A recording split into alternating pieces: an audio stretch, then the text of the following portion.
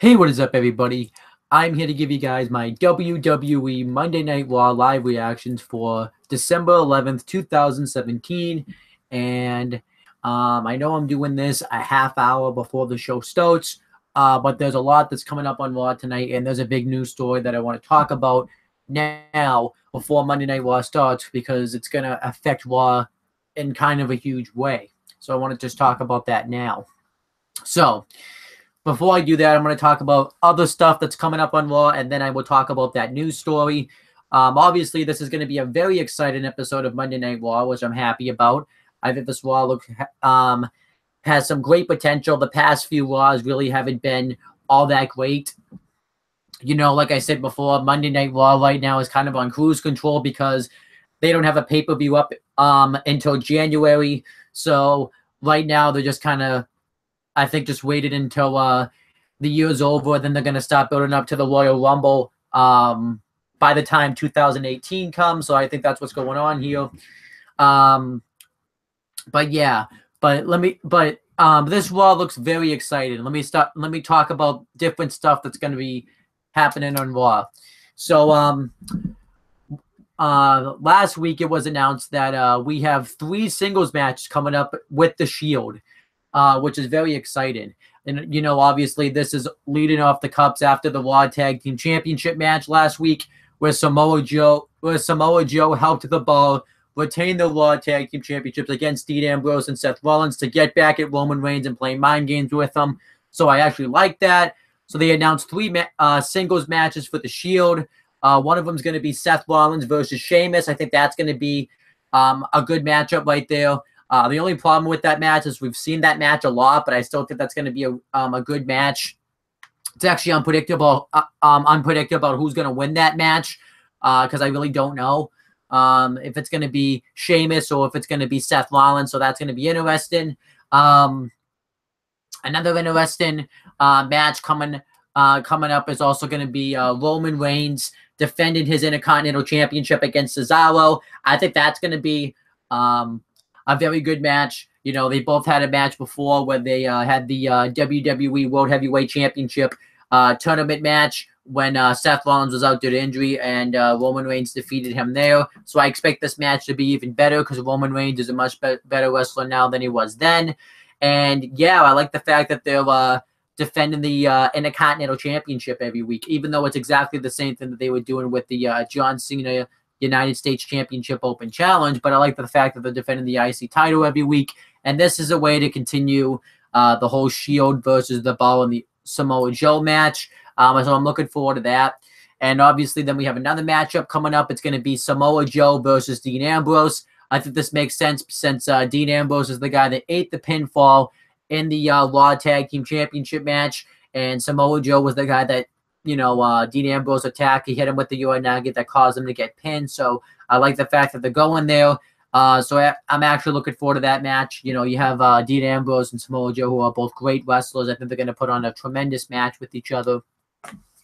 And then we have another matchup coming up. We're going to have the Battle of the Monsters.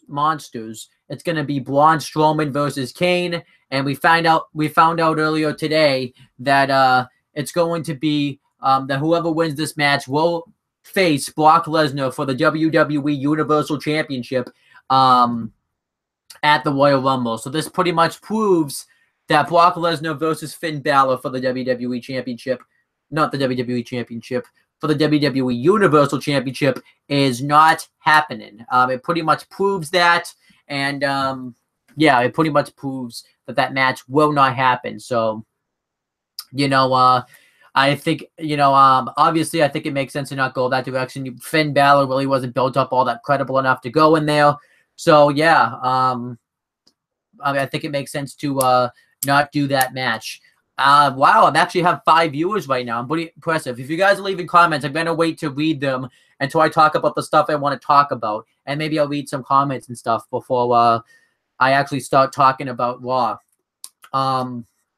Yeah, so let me just continue talking about this stuff. But yeah, Strowman versus Kane, I'm excited for it. I don't know if they're going to do the match or not because I wonder if they're going to want to save it. But since the winner's facing Brock Lesnar for the WWE Universal Championship, I wonder if that means they're going to do that match.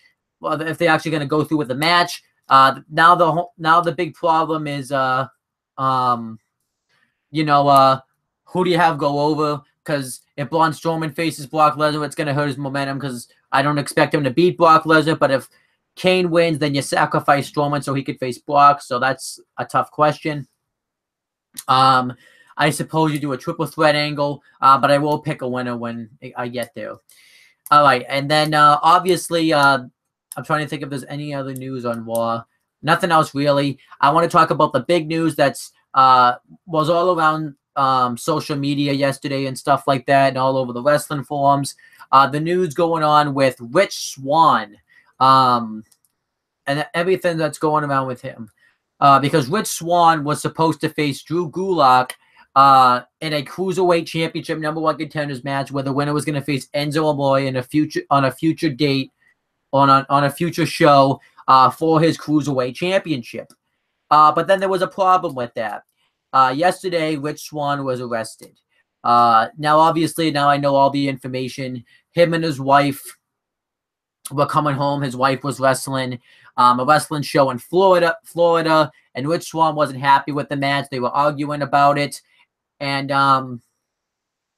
yeah, pretty much what happened is then she got out of the car, and Rich Swann got out of there, and they were both yelling at each other. And Rich Swann, from what witnesses say, put her in a headlock and put her back in the car, and it was just a bad situation. He was arrested, and he's pretty much been charged with, domestic violence and false arrestment. And pretty much what happened is then WWE released a statement on it yesterday announcing that they don't tolerate these type of charges, so he's indefinitely suspended. The only thing saving him from getting fired is that he hasn't been convicted yet, but they're saying that he has to pay a huge amount of fines and that he's expected to spend like 10 years in jail. So that's definitely an interesting thing going on with Rich Swann. And now that I personally think that there's definitely, I'm very disappointed in Rich Swann. He was one of my favorite members of the 205 Live roster of the Cruiserweight division, and I'm very disappointed to see that he would do something like this, and it makes me lose a lot of respect for Rich Swann. So that's just how I feel about him right there. As for what's going to probably happen with the, this match with Drew Gulak tonight, I'm not sure what's going to happen. Because they haven't even really brought up the fact that that match was supposed to even happen to begin with. When you go, because WWE usually does a thing telling you what's going to happen ahead of time called 5 Things You Need to Know About Raw. That's usually hosted by Kathy Kelly every week. That wasn't what they've been avoiding the Cruiserweight segment. The biggest thing that they've talked about is the whole thing that's going on with Nia Jax and Enzo Amore. So I don't know what's going to happen with the whole Cruiserweight Championship fiasco. Now, what I do expect to happen tonight is for Drew Gulak to come out and expect him to win by forfeit, being a heel. And what I could see happening is I could see Kurt Angle setting up a match tonight where everybody that failed to qualify will get another chance, and it will be like a 6-pack or a fatal 5-way match where it will be probably Cedric Alexander versus Mustafa Ali versus Akira Tozawa versus Noam Dar versus Ariel Daivari versus Tony Nese, and they'll probably do a big 6-pack challenge. And then on Raw next week, we'll have the #1 Contenders match where it will probably be Cedric Alexander going over.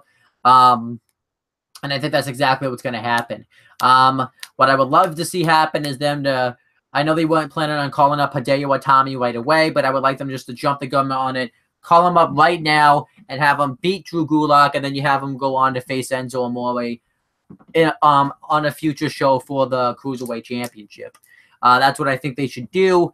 And overall, it's a pretty messed up situation. I'm very disappointed in Rich Swann. I think his WWE career, if he gets convicted, is over. But if he doesn't, I could still see his WWE career being over. He's probably, and if they do put him back, they'll have to put him back as a heel, because I don't know if people are going to cheer him when he comes back. So it's definitely an interesting situation that's going on with Rich Swann. I also feel bad for the WWE, because they actually tried to build up the Cruiserweight division for at least a couple of weeks, and then this happens. And It's just like the WWE, no matter what they do, can't make anything good come out of the Cruiserweight division. So I just think it sucks. But now that I've kind of discussed that stuff, now I'm going to kind of go through, and I understand I've had some viewers and stuff, and I'm going to read some comments and see if I've gotten any, and I didn't get any comments. So that's that. I pretty much finished my preview. So what I'm going to do is I'm going to take like a little bit of a commercial break, and I will come back when Monday Night Raw comes on. But if you do leave a comment, I will come back and read your comment if I do get your comment. But for now, I will be back at 8 o'clock to give my live reaction to Raw. I just wanted to do this quick preview, and I thought this was going to take a lot longer than it did, but yeah. So feel free to leave any comments. You can leave any type of comment you want. I will read it no matter what it is. So yeah, I hope I will see you. I will be back to give my live reactions for Raw when it comes on.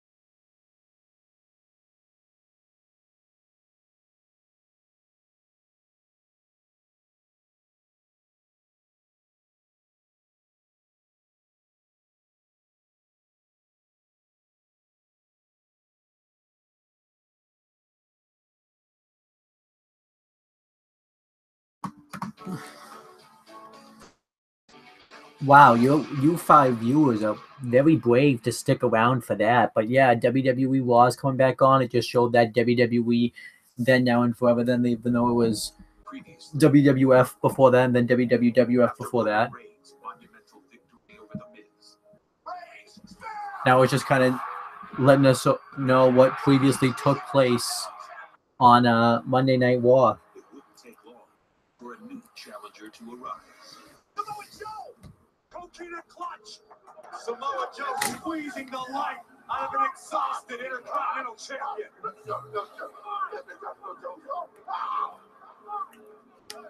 With the champion at his most vulnerable, Samoa Joe would return to finish what he started.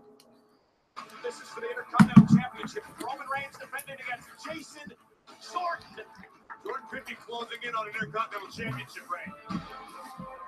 So, but yeah, right now they're just pretty much breaking down, going on it, on everything going on with the Intercontinental Championship title picture.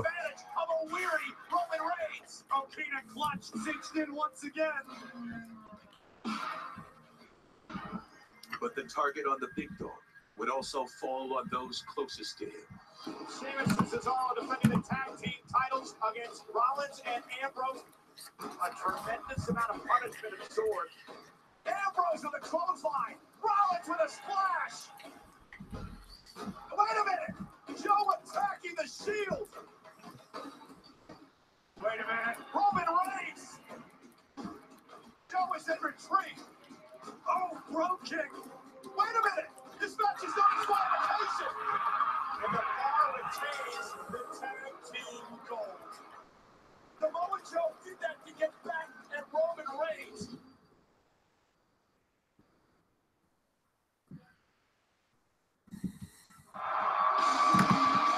And welcome to WWE. All right, so now we're officially underway. Monday Night Raw has officially started now.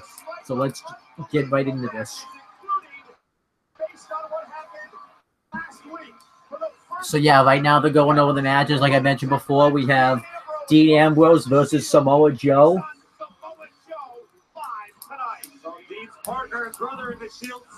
We also have Seth Rollins versus Sheamus coming up. One-on-one with the Celtic Warrior, Sheamus. And he claimed he'd be a fighting champion, and boy, is the big dog. And then we have Roman Reigns defending the Intercontinental Championship against Cesaro.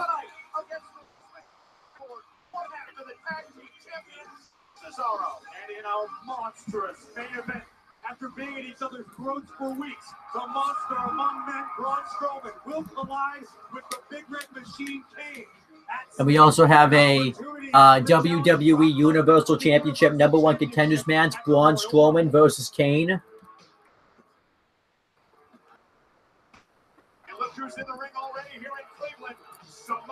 And right now, Samoa Joe is about to cut a promo.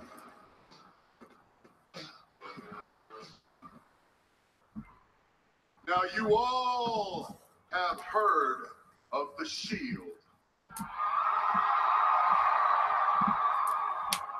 One of the most dominant forces in the history of WWE. Men who would beat down anybody who crossed their path. And it did not matter if you were Evolution or The Undertaker. When the hounds of justice smelled a weakness, they pounced like rabid dogs. Now, I personally have seen the Shield up close, and even I must admit, I am not impressed. Ooh, I like that. I am not impressed with a man whose leg I snapped oh so easily on my first night in WWE, your so-called architect, Seth Rollins. I am not impressed with a man who's done everything in his power to avoid me, that human cockroach, Dean Ambrose.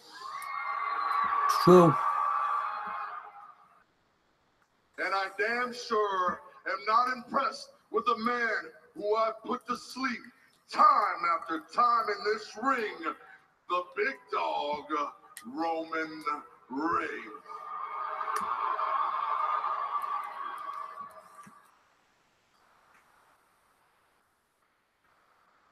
So later on tonight, I have myself a match with Dean Ambrose, but I've come out here for one reason, and it's to finish what I started with you, Roman, and I've come to finish it right now. And Roman, don't get it twisted. I'm not asking for you and your 2 lapdogs. No. I want just you. Ooh, this is interesting. Let's see if Roman Reigns accepts the challenge. Oh, there's Seth Rollins watching backstage. What? You hear this, Punk? Go get Roman. Where you at, big dog? Yeah, go get your big They dog. want you out here. That was interesting. Hey, listen. I can understand the hesitation. I guess Roman Reigns wasn't paying attention. I'm told that I am a very intimidating individual, and I know I'm a dominating one, just like I dominated him last week. You remember that, Roman? When I clutched you up and choked you down. You remember that, Roman? You remember when that spit was flying off your lip and that fire, it started to fade in your eyes? I remember it all too well. You should consider yourself lucky, because if it wasn't for that silly bastard Jason Jordan, I would have ended you off this planet.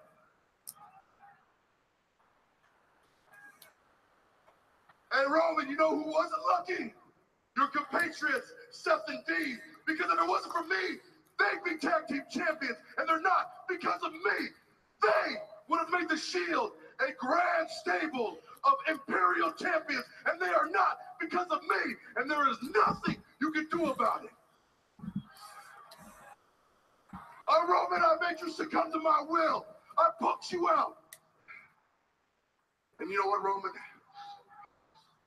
If you got a problem with what I have to say, if you really got a problem, you'll come out here, because let's face it, I don't need anybody. I don't need Cesaro. I don't need Sheamus. I don't care about Dean. I don't care about Seth. No. My name is Samoa Joe. I'm a man who stands on my own 2 feet. This is a great promo. And let's face it, Roman, if it wasn't for the Shield, you would be nothing. Hey, and if you got a problem with that, feel free to come on down here and prove me wrong.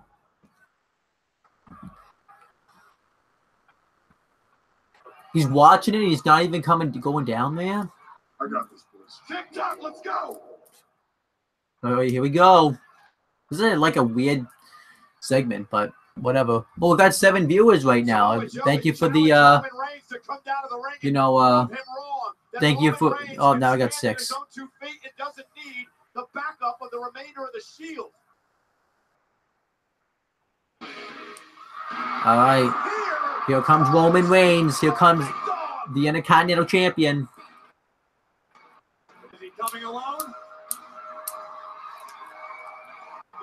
I guess the commentators weren't watching the segment backstage. Samoa Joe's all too happy to see Roman's face right now. No doubt. This thing is finally going to blow its top here tonight on Monday Night Raw. What a way to kick off Monday Night Raw with these 2 juggernauts collide. Oh, look at the kicking right off. This is awesome.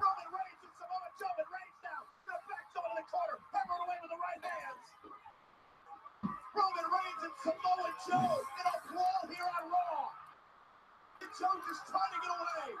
Must see TV right now. Oh, this is Cesaro. This Sheamus. Where did they come from? And now Samoa Joe getting the upper hand off Oh, Coquilla clutch. This is the bar.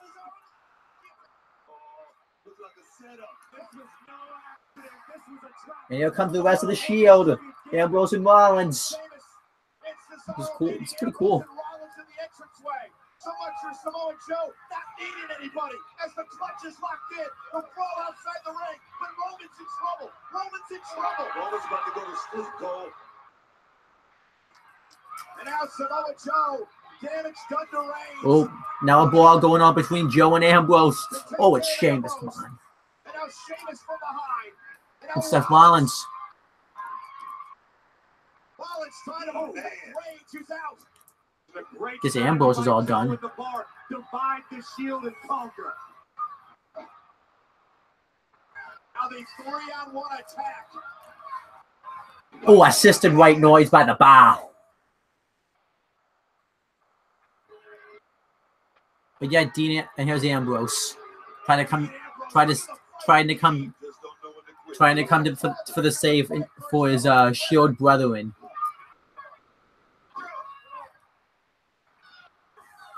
But even Ambrose has been decimated. Oh, what a Yoanagi. This was awesome. I like this opening segment. You guys mentioned it. It's pretty clear this was a well-executed Samoa Joe, Sheamus, and Cesaro.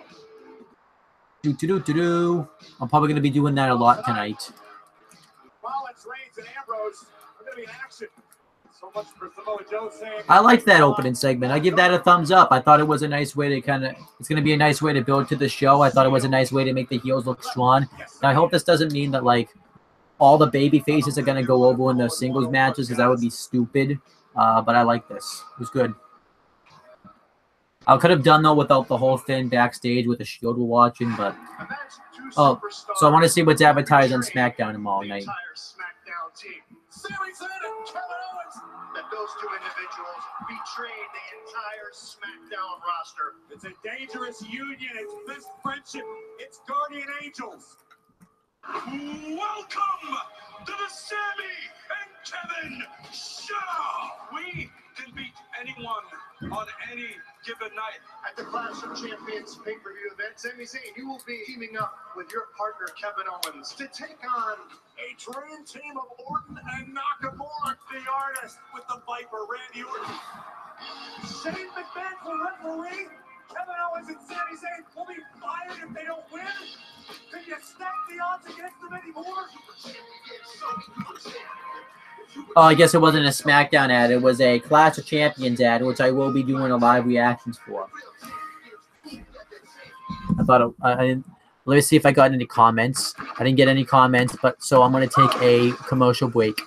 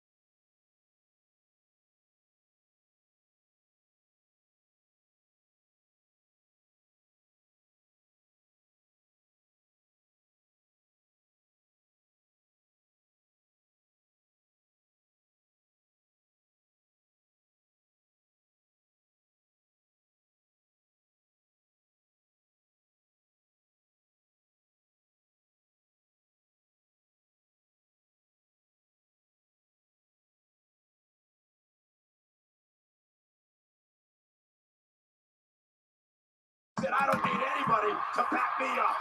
What would turn out to be the case? All right, guys, I'm back. Right now, it's just kind of recapping everything that just happened. They're going to probably recap this segment about 6,677 times. I don't even think that's a real number, but okay, 6 million.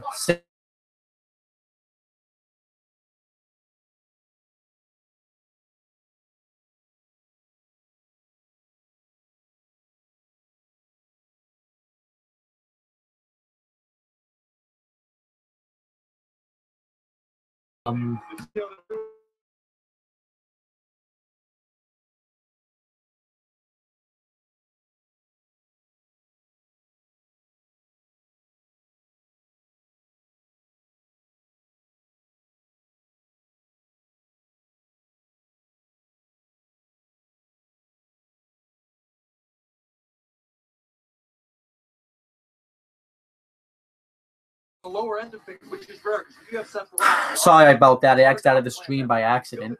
Right now, we have Booker T, Michael Cole, and Corey Graves on commentary for this show. As well against Sheamus and Dean Ambrose for the first time ever against Samoa Joe. Oh, we got a women's match coming up. He's not going to be 100% after that beatdown.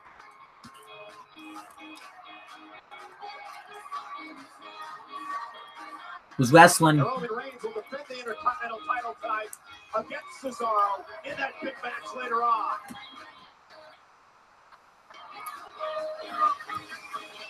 Now we are set for tag team action. We've got a tag team match coming up.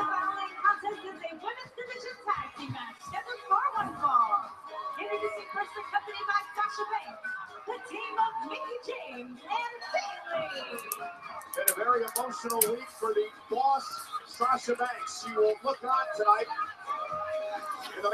So yeah, we got Bailey and Mickie James, and I don't know who they're wrestling. WWE is all about making moments in time, and that is what happened last week, Thursday night in Abu Dhabi. Sasha Banks. Oh yeah, and Alexa Bliss. Sasha Banks and Alexa Bliss completed in the first women's athletic event ever in Abu. Sasha Banks and Alexa Bliss took a picture together. Oh my gosh, I bet that was fantastic. Alexa Bliss, the Raw Women's Champion, said she was so honored and so humbled to be part of this amazing event. And Sasha, she was just overcome with emotion. Go away, Sasha. Nobody wants to hear it from you. I don't. And you even have people tweeting it like Triple H, Vincent Kennedy McMahon, Stephanie McMahon. Their dreams are endless and they can achieve anything. Go away. Who are you to try to tell us what the fans can do? You don't even appreciate them. To be a woman in WWE. Have every right to be very proud of what they accomplished. Alexa's still the champ, though. Miss Bliss, gotta give it to her. But there's a problem.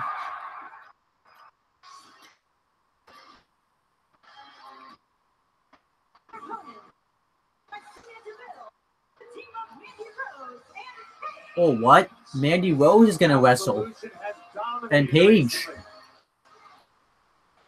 Hold on. I had my first match back on Raw last week in over a year, and I got to squash a boss. It's true. You remember that, right, Sasha? I mean, we all remember that. But anyway, the Absolution train is about to run through 2 more former champs. That's right, Paige. We demand the spotlight. And we're going to continue to purge the entire division of the feeble and the unworthy.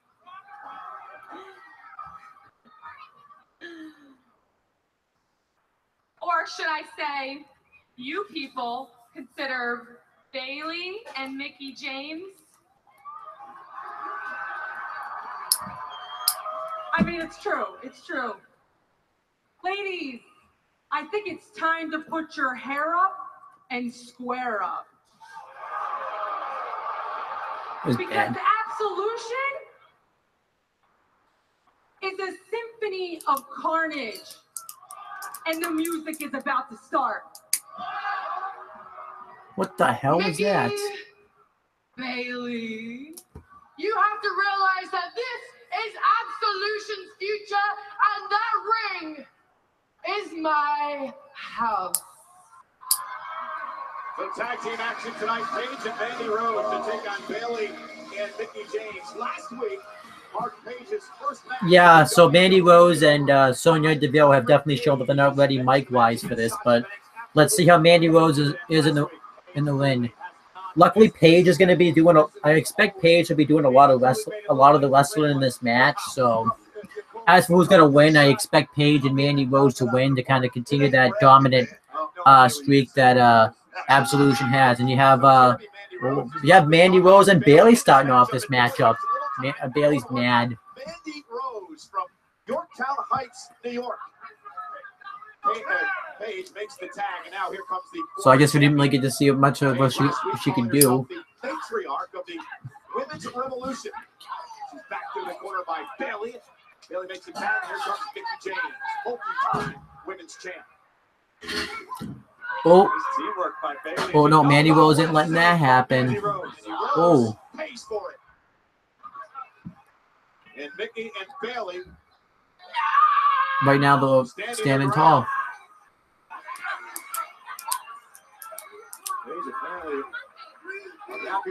Oh. Just threw Mandy Rose and pull a Bailey. And there's Mickie James taking out Paige. Mickie and Bailey are rolling here. Wow, roll. On Raw.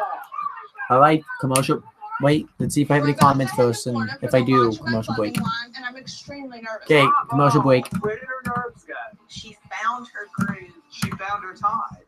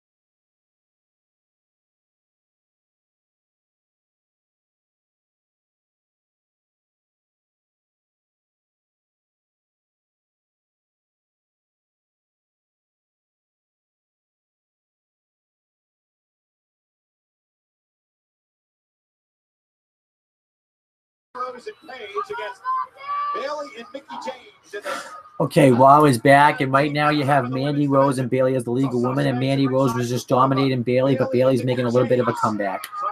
The cable box is being crap, so. Bayley now taking it to Mandy Rose. Bayley off the elbow. Here's the cover now on Mandy. Kick out. A little bit of a different scenario than maybe Absolution have been used to recently. A sanctioned match rather than a sneak attack from behind or backstage. Knee right to the I didn't mean to do that. Mandy into the cover, is it up and a kick out? I think I gotta say about Mandy Rose, she's picked this up really, really quick. I mean, she's new to the sport, but I tell you, she's coming along. Booker, you were one of Mandy Rose's trainers back during Tough Enough a couple of years ago, where she was the All right, so what, any comments? Well. And I tell you, the name Tough Enough was a program. Mandy Rose, she's definitely tough. And Pages as well. Oh, Paige is destroying Bayley. Actually, yeah, I never thought of it. This is the first time that Paige and Bayley are ever going to share a win together. Because, well, at least that I know of, anyways. Because I don't think they've ever had a match with each other before. Because Bayley was still in NXT when Paige was up on the main roster. I think Bayley had only just come up just when everything went down with Paige. So that's interesting. Very effective headbutt by Paige. Cheap shot to Mickie. Throwing James into the ring and allowing now a double team for Absolution.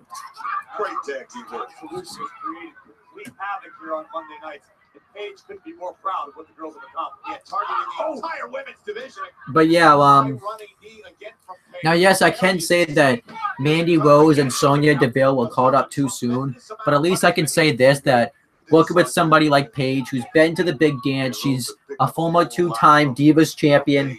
You know, she's competed at WrestleMania before, back in 2015 at WrestleMania 31. You know, she's the only person to ever both hold the Divas and the NXT Women's Championship at the same time.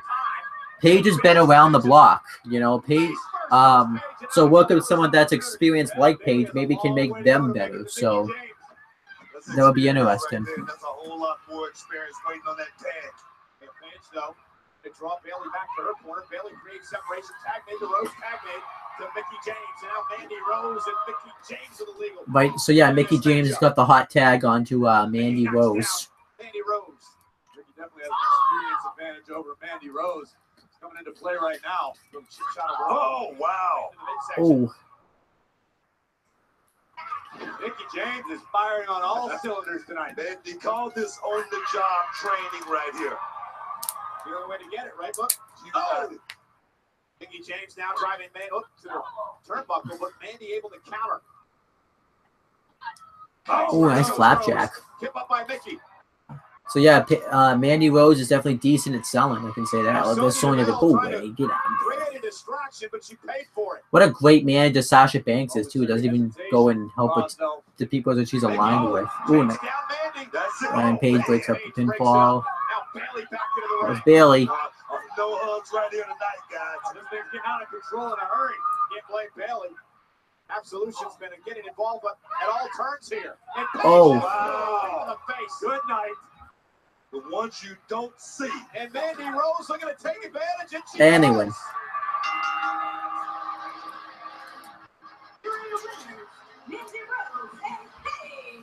I don't. Yeah, so I don't know whether or not to give that a thumbs up or down, because I like that the team that went over and stuff, but I didn't really think the match was all that great, and just kind of thought this was lazy. So I'll give this like a thumbs in the middle. I just thought the match was just eh.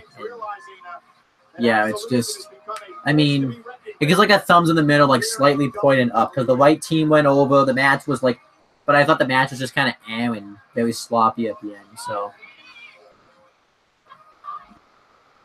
Ladies and gentlemen, this Sunday in Boston, it's the SmackDown exclusive pay-per-view event known as Clash of Champions live on the WWE Network. We encourage you to go to WWENetwork.com right now to sign up and enjoy your 30-day free trial. And on Sunday, the phenomenal AJ Styles defends his championship against the former champion, Jinder Mahal. Will AJ retain the championship, or will Jinder Mahal get retribution? The prestigious WWE Championship on the line on Sunday. And ladies and gentlemen, Charlotte. Right now, they're just advertising the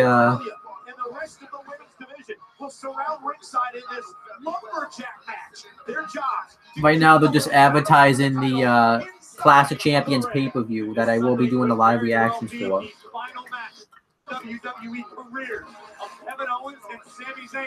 They'll keep face Randy Orton and Shinsuke Nakamura. The SmackDown Live Commissioner Shane McMahon, who has a clear vendetta against KO and Sami, will be the special referee. And gentlemen, if Kevin and Sami lose, they're fired from all of WWE. Those matches and a whole lot more, because in Clash of Champions, every title on SmackDown Live will be defended, and it takes place in Boston this Sunday live on the WWE Network.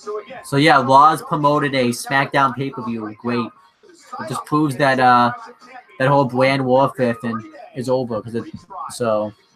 But yeah, still to come tonight. We have the WWE Universal Championship #1 contenders match between Braun Strowman and Kane. The monster among men challenges the big red machine. It's Strowman versus Kane tonight. Oh, was it?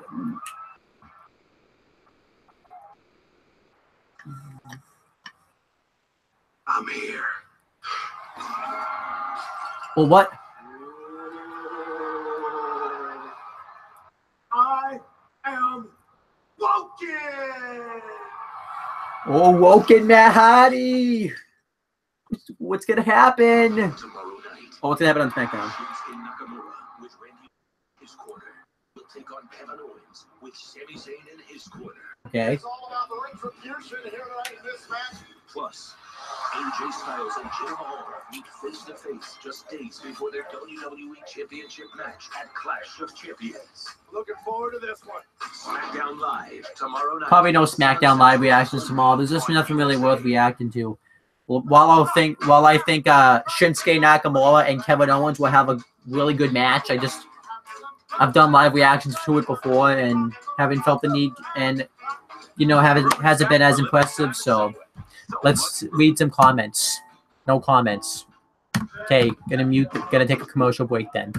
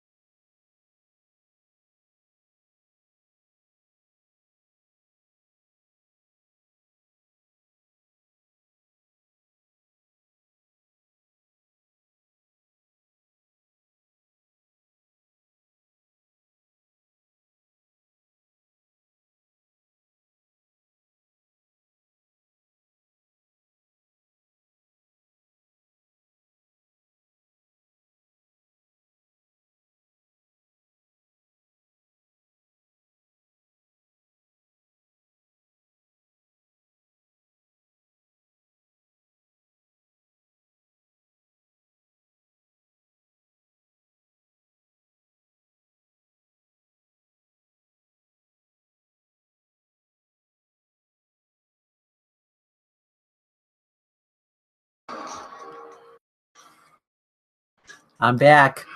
This is gonna be interesting. What the? This is nothing new. It has always been darkness versus light. The morning versus the night. Good versus evil. It's my favorite game. Oh, Woken. The Great War has perpetuated for eons across multiple dimensions, transcending space and time. And now it continues on the battlefield known as WWE.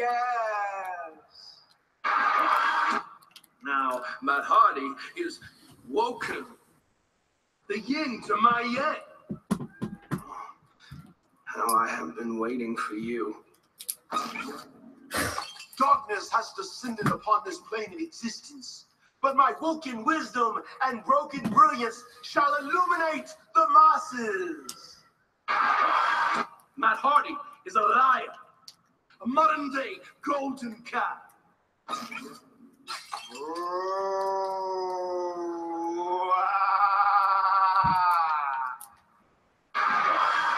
His words. The soul of Sister Abigail has existed for eternities. We've crossed paths before, yes. We would walk hand in hand, admiring the gardens of Babylon. But she contracted an addiction to the darkness and was consumed by evil. And now her horrendous soul is the prominent passenger of the vessel known as Bray Wyatt. It's so awesome. Why would you follow a jester when you could walk in the footsteps of a king? Choose your side wisely. Only one of us can survive. The Woken warriors are preparing for battle against the Wyatt Swarm. And we shall delete!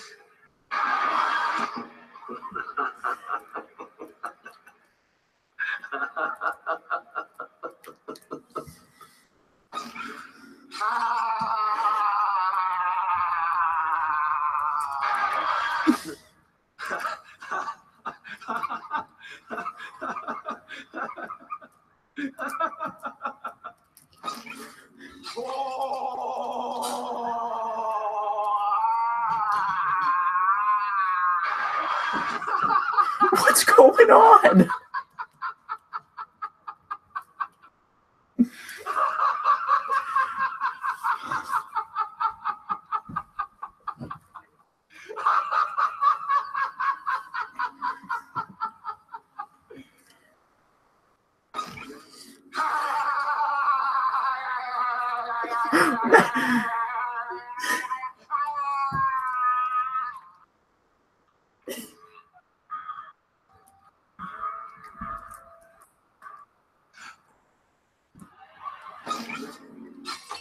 Broken brilliance is illuminating the masses, Cole.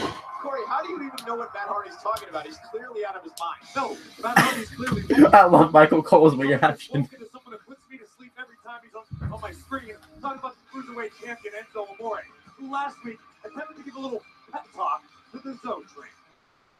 Well, let's see what happens with the Cruiserweight division now. You two, go out there tonight and get the job done. All right, look. Yeah! Tony.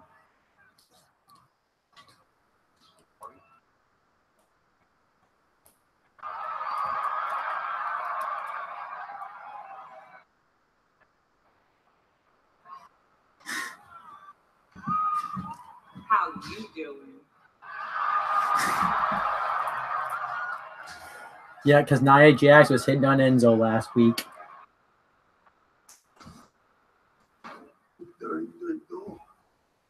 Lie to me. Huh? Lie to me. You can't. It's reflections don't tell no lies. Give a goulash. What can you do for me? Enzo, thank you for your time. Have you heard the announcement? WWE has revoked Rich Swann's opportunity. Tonight, there's going to be a second chance fatal four-way match with the winner going on to face me next week. Now, the winner of that match, which of course will be me, goes on to face you for the Cruiserweight Championship. Of course, I knew that. Yeah. I know everything. Okay, but what you need to be concerned about, Gavin Gulak, is no matter who my next opponent, whether it's you, Gavin Gulak, Mustafa Ali, Ari Daivari, Nia Jax, Cedric Nia Alexander. Jax? Did you just say Nia Jax? No. Yes, you did. You just said Nia Jax. Get out of my mind. Why would you even? She's not even on the 205 Live roster. How could? Oh, oh! I see what's going on here. Yeah, I do. It's a lesson. You want me to be prepared for any opponent, no matter how unexpected it is, even if it's someone like Nia Jax. Yep. We're on the same page. We're on the same page, boss. Drew Gulak has no clue what's going on. Those two deserve each other. Ooh, speaking of cruiserweights, even though he's not really in the division, but First ever Universal Champion.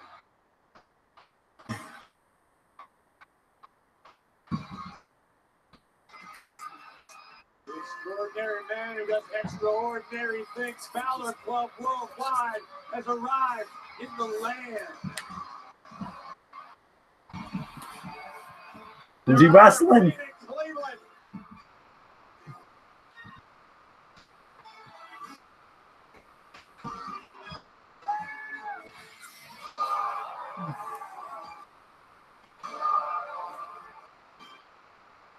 Finn Balor takes on Fifth Garage member Curtis Axel. Ooh, Curtis Axel's wrestling. How's he gonna wrestle in that neck waist though? Commercial break, unless I got any comments. No comments. Commercial break.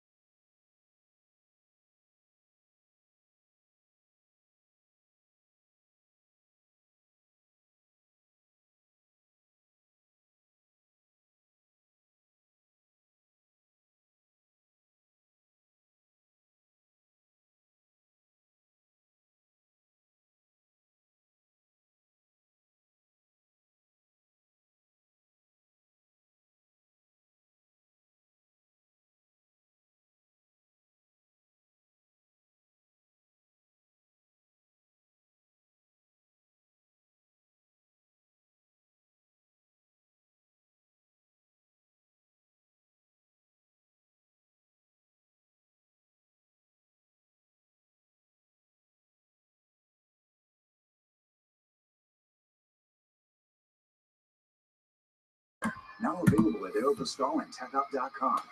And by Mattel's Network Spotlight WWE. I'm back. Time for that great Finn Balor Curtis Axel match. It's gonna be 5 stars. This might be match of the year right here.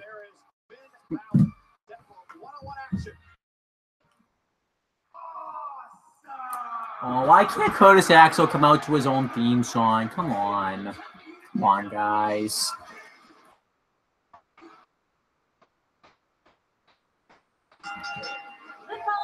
Come on, why has Curtis Axel got to wrestle in a neck brace? Poor Curtis Axel. Come on, he's injured. Don't have a guy wrestle injured. Come on.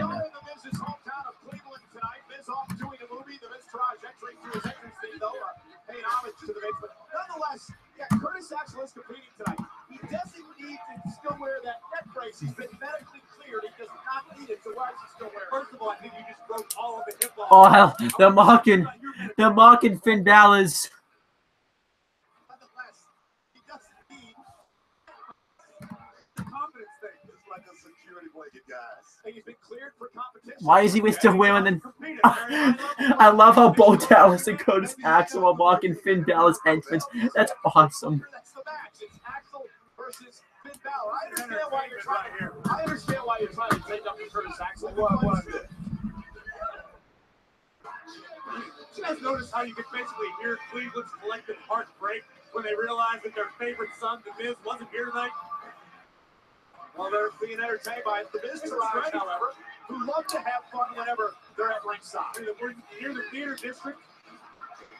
You guys that hang out down here have a long career in show business And it's SpongeBob play. And Finn Balor said, hey, I'm entertained as well. But now it's time for Axel to, are they laughing at Finn Balor? Stop, they're going to get serious. I don't understand why they'd be laughing at Finn since Finn did knock off Bo Dallas last week on Monday Night Raw.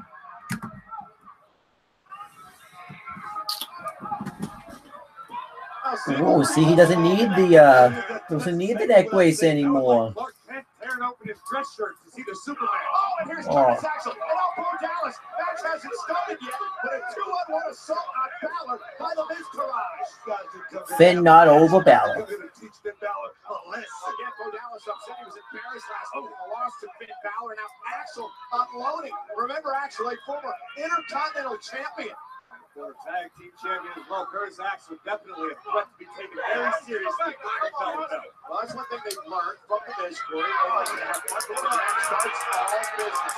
This is the thing of becoming the Miz Taraj. These guys have an attitude adjustment. I like it. I'm okay. And the referee was checking out if this wanted to continue the matchup. He said he does. So now the match officially underway. Axel was slugging blows right to the back of Balor's neck. Snapmare takedown. Oh, wow. Curtis Axel cover. Looking to put Finn away early, and Balor kicks out at 2. The win for Axel just puts him high up in the rankings, guys. Well, he could be well on his way to a victory booker after the 2-on-1 assault before the match began. Valiant effort here by Finn Balor to continue in this matchup, but Axel's in control. Poetic justice here. Curtis Axel focusing his attack on Finn Balor's neck area. On the shoulder. Finn Balor off of his game right here, especially after that attack. Throwing something different at Finn Balor. Gonna make Finn fight back, buries a knee in his spine. And now Axel continues to torture Finn Balor here. Here, Bo Dallas circle that ringside, and now Balor creates some separation. The worst thing for Axel right now, separation, guys. Axel misses as Finn Balor gets out of the way. They're still pursuing Finn. Wow. What a chop by Finn Balor. Trying to fight back into this. Ducks underneath the wild clothesline. There's a sling blade by Balor. The quickness of Finn Balor right now coming into play. Oh, look at Axel. Oh, he's squashed. See you later. Axel might have be there. Axel might have re-injured his neck. And Balor from the top rope with a cleaver. Such a shame. Curtis Axel's just a really good talent. He's getting squashed like that. Come on. This really did Finn Balor no favors. Who's the winner? Finn Balor. Guys, truly an extraordinary man who can do extraordinary things. Finn Balor battling back after the attack before the match to pick valiant effort put forth by Curtis Axel, battling through a career-threatening injury. I hope he's okay.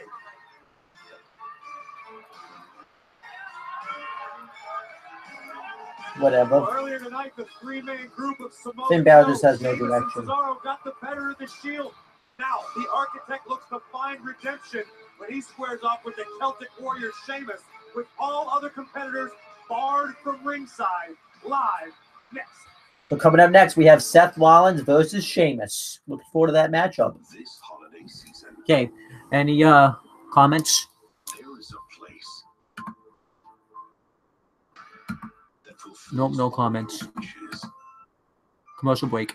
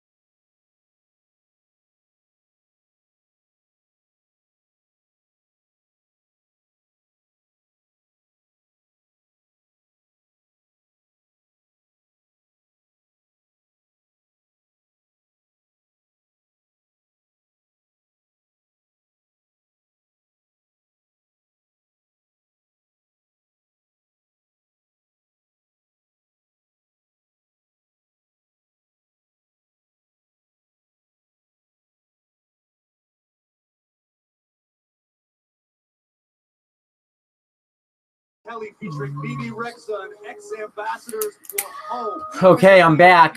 Right now they're just advertising the tribute to the troops thing because I forgot to mention this week's WWE week. So today is going to be Raw, tomorrow's SmackDown, Wednesday's NXT, and Thursday's tribute to the troops. I'll probably will do a live reactions to tribute to the troops. Where's Kane? Braun, tonight, you and I step into the abyss, a place normal men fear to tread. But you and I aren't exactly normal, are we? We both know what it feels like to squeeze a man's throat until he surrenders his will to fight. So tonight, I will delight as I enter the abyss with a fellow monster. But it is I who will climb out alone and with a smile across my face. Because I will know that I have crushed more than your throat. And I will know that for the first time ever, I will compete with Brock Lesnar.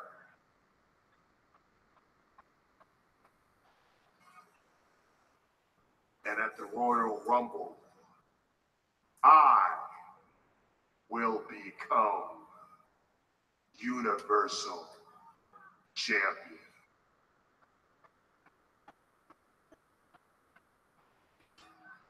The monstrous main event, Kane versus Braun Strowman, still to come tonight. All right, time for Seth Rollins versus Sheamus. Now I got to predict for this one. This is kind of a tough one to predict. I don't know which direction they're going to go with. If they're going to have Seth Rollins or Sheamus win. Oh, why do they got to keep that stuff in them? Come on.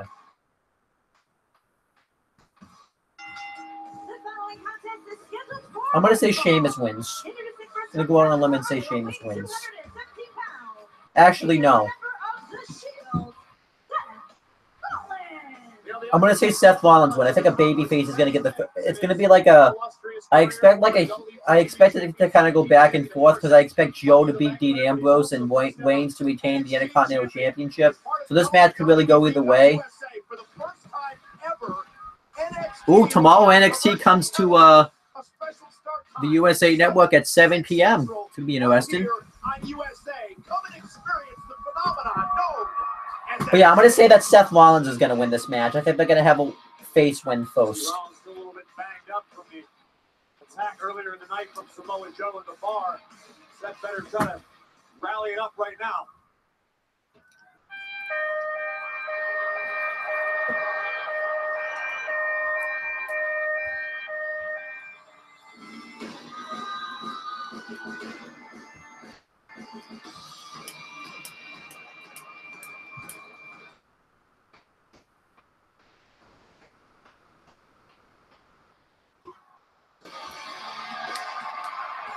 His opponent, from Dublin, Ireland, weighing 267 pounds. He is one half of the Raw Tag Team Champions. This will be a good match. And I want to remind everyone that for the series of matches tonight involving the Shield, that all friends and partners of all the parties involved have been barred from ringside. So we have one-on-one action between Seth Rollins and Sheamus here tonight. One thing about Sheamus and his tag team partner Cesaro, the current tag team champions, Corey, is they always take advantage of an opportunity, much like they did last week. The absolute truth, and that's why Sheamus and Cesaro sit at the top of the tag team division. Yeah, this will be a pretty good match. I mean, Seth Rollins and Sheamus have worked matches together before, and I think this will be no exception. Let me tell you, that walk to the ring from Sheamus right there, it looks like a walk that says, yeah, I did it. It's kind of interesting too because I've been reading online lately that Sheamus is suffering from career-threatening injuries. He's got the same type of neck problems that Edge and Stone Cold Steve Austin had. So we don't know how much longer Sheamus has to wrestle. WrestleMania 34 could be Sheamus's last match. I wouldn't be surprised. I wouldn't be surprised after this tag team run with Cesaro is over that Sheamus is done. So Let's use his quickness in this matchup as he launches Sheamus outside the ring. He's going to have a lot of motion right now, too, guys. Suicide dive. Pedal to the metal for the Architect.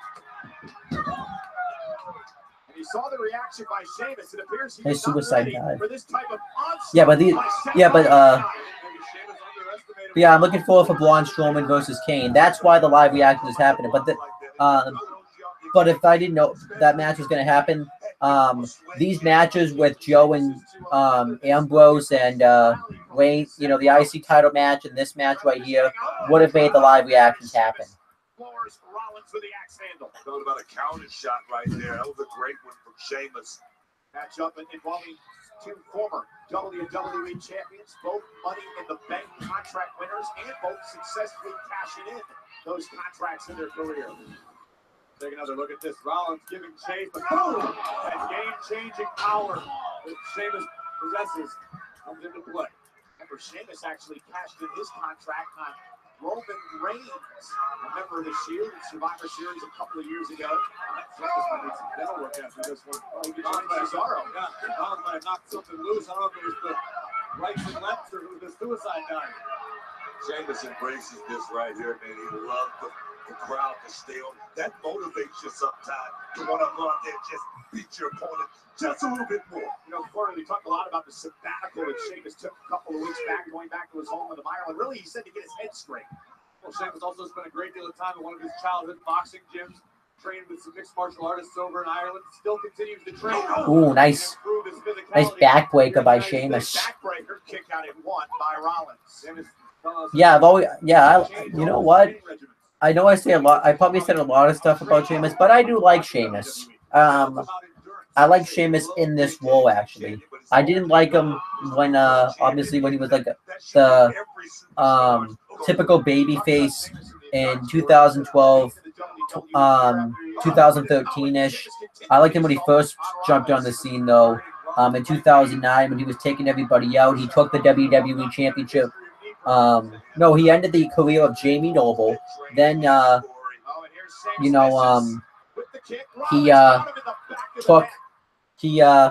took out Jerry the King Lawler. He was one of the sole survivors in the Team Miz match, actually, as well as Drew McIntyre. And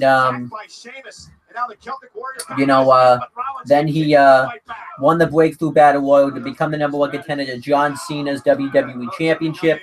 He beat John Cena for the WWE title and became the first ever Irish-born WWE champion in the tables match. By the way, nice slim blade. Then he defeated Randy Orton. He took out Triple H. He should have gone over Triple H at WrestleMania, though. Cool, nice blockbuster. And then I would say, like, he kind of started to become a little bit chicken shit in 2011. In 2010, with that whole WWE title run and everything that happened with the Nexus when he was running for Cena for help. Ooh, I like that spot right there. And then, Oh my God, Rollins! He hit hard. Sheamus is taking over live on Raw. All right, I'm going to take a commercial break, but I will. Well, I'll finish talking about Sheamus first. But yeah, so and then Sheamus, when he came back in 2015, well, actually, no, he came back originally in 2014. He was the same Sheamus. Then when he came back in 2015 and was like this, I liked him. But then I didn't like him really all that much when he was the WWE World Heavyweight Champion. And then he did the whole thing with the League of Nations with Alberto Del Rio, Rusev, and Ken Barrett.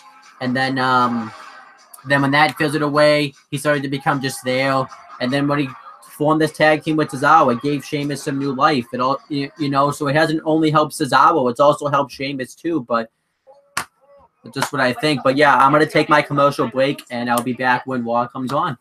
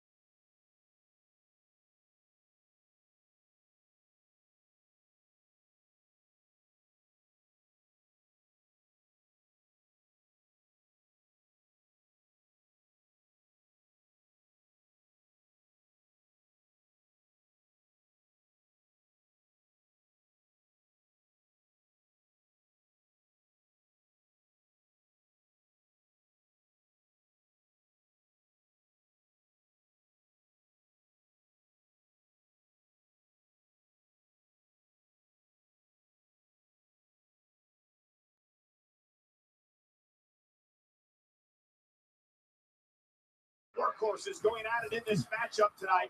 Sheamus. Okay, Raw's back. Right now, Sheamus has dominated Seth Rollins with a rear naked chin lock. Partner Cesaro, Rollins' partner Ambrose, barred from ringside in this match tonight. Great strategy from Sheamus in the break, guys. Not giving Seth Rollins a moment to breathe. Constant pressure. Now, I am going to make this announcement right now, and this is a definite. I will be doing a live reactions to Raw for the 25th anniversary. I mean, it's crazy to think that it's the 25th anniversary. It feels like it was just yesterday. It was like the 20th anniversary. Well, that was like, I guess that would have been 4 years ago. Well, I guess 5 years ago, because it would be in 2018. Oh, what's this going to be? Oh my gosh. It's like a one-legged reverse Alabama slam. I was talking about that weakness. You don't want to show weakness out here with this guy right here. Yeah, Seth Rollins, a history of knee problems, and Sheamus looking to target the knee and wear Seth Rollins down. And this could come into play for the submission maneuver that Sheamus likes to use, the cloverleaf. Take a look at this power by Sheamus, using his own shoulder as a fulcrum, launching Rollins' face and knee first. Look at this stretch muffler submission by the Celtic Warrior. Rollins is in agony right now. I don't think Sheamus should come out here with this game plan right here, totally ready to go. I like the submission move that Sheamus has right now. It looks cool. Well, I got 9 viewers, guys. Let's get to 10. I want to have 10 viewers. Oh, trying to fight out of it is Seth Rollins. Oh, it's Holy Kiwana. Oh, but Sheamus. Locked in. Rollins with nowhere to go. He may have to tap out. Seth got a decision right here. Come on, guys. I needed 10 viewers. I think that one viewer clicked off, so there would be. Now I'm down to 6. What do you do with the pressure in the lower back? You tap out if you want to keep fighting. Like I said, you want to fight tomorrow. He has a decision. Oh, is he gonna get to the ropes though? And Sheamus. Come on. Oh, roll up. Damage been done already, though, guys. I agree with you, Booker.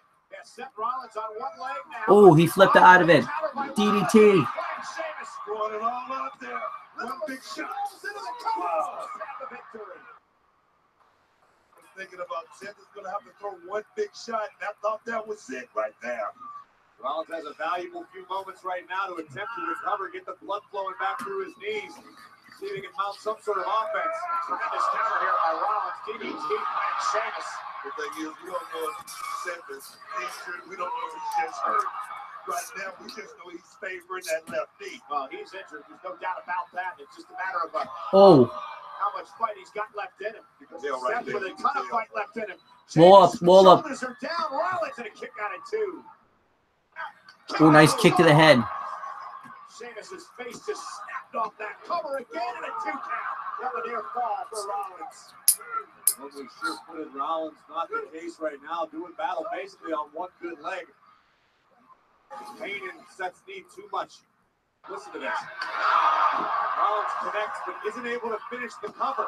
You can see the one arm rather than the normal 2 that Seth would use. Yeah, you got to hook a guy. You got to hook him tight, especially a big guy like Sheamus. Guys, it says defense. Not only he's got a bad leg, but remember, he got beaten up pretty good to start of Monday Night Raw tonight. Here comes that knee. Battle with Sheamus. Elbow right to the nose. Rollins is looking for the spin out knee, maybe. Oh, there we go. That Corey Graves has finally given Seth Rollins' finisher a name, the spinning knee. At least he tried. At least I like that he actually gave it a name. This is times like this though that Mauro Ranallo was on commentary because he would have given it a great name. But I mean, Corey Graves, I like that he's trying to do his job, because Michael Cole should be the one naming these moves, but instead it's Corey Graves. Right now, he's in a lot of pain. He does go to the top rope normally with a bad leg. But Seth Rollins talking about digging down deep. Rollins on one leg. Oh, I did like how he sold the engine. Oh, a Falcon Arrow. Oh, but the knee. But did he do more damage to his leg? Valuable seconds just ticked away right there. Rolls to the cover. Couldn't hook the leg and it cost him. You know what? Booker T for once isn't doing that bad on commentary. He actually isn't, he's actually not saying anything crazy. He's actually doing an okay job.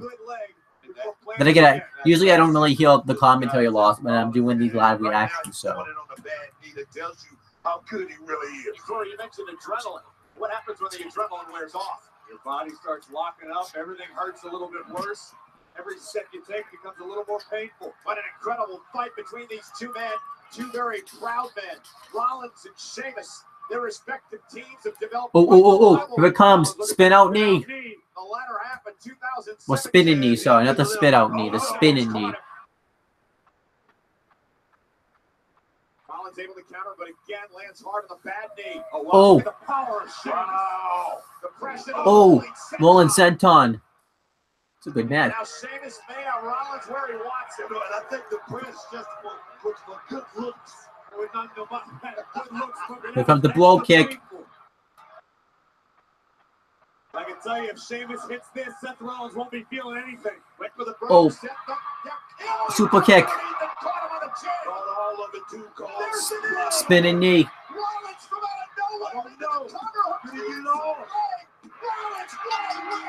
Good win. Good match. This gets a thumbs up. Good match. I know I haven't done any star ratings. I'm going to do the star ratings during the commercial break. Well, when Raw goes to commercial anyways. I have to respect everything about what Seth Rollins just did. Where's my head? I want to eat it after that one. He just made me eat every word. Incredible victory for Seth Rollins here in this match tonight. Take a look back at this. This was spectacular. Rollins with a one good leg, his knee giving out, but still the Kingslayer fights through. Sheamus looking to seal the deal with a brogue kick. Rollins counters with a super kick. And then bang! The knee right to the jaw of the Celtic Warrior. Seth Rollins escapes with a big-time victory. Absolute courageous performance tonight from one Seth Rollins. The Shield picks up the first win of the night. All right, so I expect Joe to beat Ambrose and Reigns to retain the Intercontinental Championship tonight. Dean, we just saw your partner Seth Rollins defeat Sheamus, and later tonight Roman Reigns will put his Intercontinental Championship on the line against Cesaro, and you were set to face Samoa Joe. Have the events from earlier today affected your strategy at all? Strategy? Well, I need to beat Samoa Joe, so I would think things to avoid. I need to avoid getting kicked in the face. That would lower my odds. I need to avoid getting put in the Kikina clutch. That would lower my odds as well. You know, I probably shouldn't be talking about my strategy out here in the open like this. Samoa Joe got me all worked up. Bad enough he cost us the tag titles last week, and this week he's out here trying to squeeze the life out of Roman. That's too much. I'm overheated. I'm overexcited. I'm ready to get my hands on Samoa Joe. Thank you for the pep talk. Dean's going to need more than a pep talk to be prepared for Samoa Joe. Yeah, for the first time. Interesting interview. The lunatic Finch, Dean Ambrose collides with Samoa Joe, and it happens tonight. Yeah, so still to come, we have Dean Ambrose going one-on-one with Samoa Joe. And also, Roman Reigns will be defending his Intercontinental Championship against Cesaro. Defends his Intercontinental title against one half of the Raw Tag Team Champions, Cesaro, tonight. And it's being called a second chance. Now we have a second chance match. It's going to be Mustafa Ali versus Cedric Alexander versus Tony Nese versus Arya Daivari in a second chance Cruiserweight Championship #1 contenders match, and it's going to be next. And right now it's showing an advertisement for WWE Tribute to the Troops. This Thursday, join us for the holiday tradition as we once again honor the men and women who protect our freedom. Don't miss the incredible action from The Shield. The New Day and the Usos team together in an 8-man tag team match. And Sasha Banks, Bayley, and Mickie James take on Absolution. Plus, a musical performance by Machine Gun Kelly. Thank you for your sacrifice. Thank you for your dedication. Thank you for keeping this country safe. From Naval Base, San Diego, it's the 15th annual WWE Tribute to the Troops. I will be watching that this Thursday. All right, but now that I've kind of gone through that, let me go over my star ratings for each match. For the women's match, I'm gonna give that 2 stars. Just a match that was just kind of there. For Finn Balor versus Curtis Axel, I'll give it also 2 stars. And then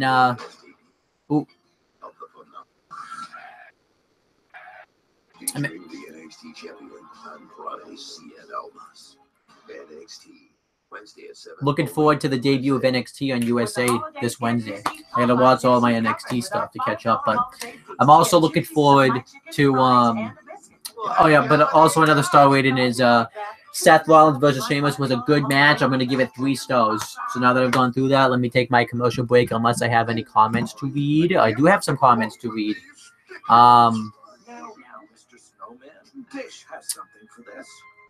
Yeah. So yeah, I got some interesting comments I can read.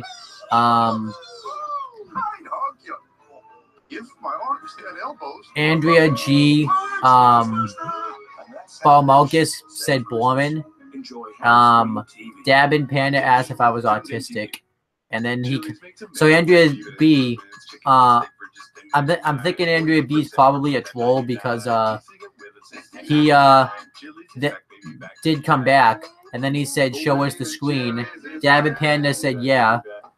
Brother Brett said, "Sup," and then he just sent another comment and said, "Sup, man. What's going on, man? I hope you're enjoying the live stream." Actually, I'm going to comment myself. New styles, great fit. $1.99 hot chocolate at Dunkin'? That's like a big yummy hug. So hug it up. Hug more. Hug large. Hug that. Live the hug life with $1.99 medium or larger hot chocolate. Okay, there you go. I just left Brother Brett a comment, so I hope he sees it. But yeah, Brother Brett, I hope you're enjoying the live stream. Oh, Brother Brett says he's also live. If you want, you can post your live reactions in the description box, man, so that way people will watch it. Are you live doing Raw, or are you doing something else? Fred would do anything for his daughter. Well, Fred, good thing the front of this unicorn washed the shirt with Gain. Because Gain has the scent that puts the giddy in giddy up. I guess Brother Brett. But yeah, Brother Brett, if you want to leave, I would say this again. If you want to leave your live stream in the comments, feel free, so that way people will watch it. Taco Bell's new $5 cravings deal. Now, Adria G. Balmalkus, I just want to mention that I can't show you the screen because of copyright strikes. I would show the screen if I could, but I can't. So, Total Divas is Wednesday at 9, only on E, and catch up anytime. And Monday Night Raw is in Cleveland, Ohio tonight. Very cold winter night on the lake, but we're in the Cleveland Luxury in the home of LeBron James and the Cleveland Cavaliers. And of course, tonight, the home of Monday Night Raw. Look who's joining us. Drew Gulak from 205 Live and the Cruiserweight. Gentlemen, thank you, Mr. T. It's an honor, Mr. Cole. It's an honor, Mr. Graves. It's an honor. And it is such an honor to be a part of. All right, we got Drew Gulak on commentary for this match. Hey, you're hired. Drew Gulak, of course, with one. Big interest in this match tonight. He'll face the winner next week on Monday Night Raw. All right, so yeah, we have a second chance match. As for who's going to win this match, I'm going to say Cedric Alexander wins, and then he'll face Drew Gulak next week. Because I expected, like... And the winner of the Gulak match next week against the winner of this match tonight will next week face Axel for the Cruiserweight Championship. This, of course, a second I'm picking Cedric Alexander more because I want him to win. He's like my favorite guy in this division. Go away, Tony Nese. Go away. Come on. Go away. Only the WWE would give a cruiserweight a muscle gimmick. Go away. He doesn't even get like his traditional entrance. It's a bit of a conflict of interest, Drew. I mean, let's say hypothetically, Tony Abs wins tonight. Oh yeah, Mustafa. Oh, I've got a lot of questions for you. Actually, I'm okay with any, but as long as Tony Nese doesn't win this match, so. Go away. Hey, this is actually an upgrade for the Cruiserweights. They get entrances this week. Turn your back to Mustafa Ali on his entrance. Mustafa Ali is the epitome of the show. I have no respect for that man. He's real good, though. Define real good. He flies around the ring. Okay. High flyer. Cool. One of the best in the Cruiserweight division. You do realize that Drew is a proponent of the no-fly zone. Very well aware. Thank you. Thank you. You're from Minneapolis, Minnesota, by way of Toronto, Iran, weighing 190 pounds, Aria Davari. So, Drew, I have a question. Of course, you're cheering Davari because he's part of the Zone Train. So good. Do you believe that these four men deserve a second chance and an opportunity to face you next week? Absolutely not. No, I don't believe they have a second chance granted to them. I think that's ridiculous. I think there's some political ploys at play that are trying to keep me down. That's the man holding me down. That's what it is. I did qualify, and I should be the #1 contender. Speaking of the man, Actually, technically, Drew Gulak's right. He should technically win by forfeit. So. Let me tell you, there is a lot of money in that deal. So again, fatal four-way first man against pinfall or submission will win this match and go on to face Gulak next week right here on Monday Night Raw. You know, Enzo Amore not part of 205 Live last week because he was on tour overseas. So he left you in charge of the Zone Train. And people say you did a pretty good job, Drew. Oh, thank you. Is that what they're saying? Oh, nice drop kick by Mustafa Ali. This is an interesting matchup. I fully expect Cedric Alexander to win, mainly because I want him to win. I noticed they're not really talking a lot about Rich Swann tonight. I mean, it's been vaguely brought up. They just said that his #1 contentionship was taken away, but they haven't mentioned why. I don't know the meaning of the word. I'm an honorable man, okay? Now, possibly, I will be going to one of the 205 Live tour dates. So here's how it's. I'm either going to Raw next week, or I'm going to go to the 205 Live tour in Lowell, Massachusetts, on January 20th. So. We've seen a bit of a friendly run. Oh, wow. Game of one-upsmanship over the past few weeks between Cedric Alexander and Mustafa Ali. Or I'll probably be going to both. That maybe Cedric gets some of the opportunities that Mustafa should get himself. Oh, what an uppercut. Two highly talented individuals. This Alexander, he's got all the talent in the world. What do you think about Alexander? Alexander is very Tony Nese, go away, dude. No one wants. In the Cruiserweight division. Come on, go away. Yeah, this is a fatal he didn't even do anything to him. Come on. Yeah. Ali goes up to the top rope. Get rid of him. Where are you going to see a monstrous main event? Braun Strowman and Kane will battle tonight. The winner to face Brock Lesnar for the Universal title at the Royal Rumble pay-per-view. Look at this outrageous athleticism from Mustafa Ali. Right from his trademark. Sure, I understand you don't like the no-fly zone. No, that was absolutely outrageous. See, look at that. Davari capitalized. He's the smartest man in that ring by far. And a kick out by Alexander. So I got a question. It's not one. Tony Nese is a dumbass. You have to face Enzo Amore for the Cruiserweight Championship. Will you go all out against your boss, or will you lay down and give him the victory? That's a riveting question, Michael Cole. Thank you for that question. I'd have to say, judge on Aria Davari's technique right here. He's doing a great job wearing down the back of Cedric Alexander. Now, Alexander is a very strong individual. Joe, you ignored my question. I asked if you would go head-to-head against Enzo Amore if you do get the opportunity to face him, despite your friendship within the Zone Train. And I thank you for that question. That's a very good observation. I've done all I can to campaign for a better 205 Live, and I've done a great job. I love how Drew Gulak's ignoring Michael Cole's questions, so I think that's cool. So that means we got two Booker T sitting at the table right now.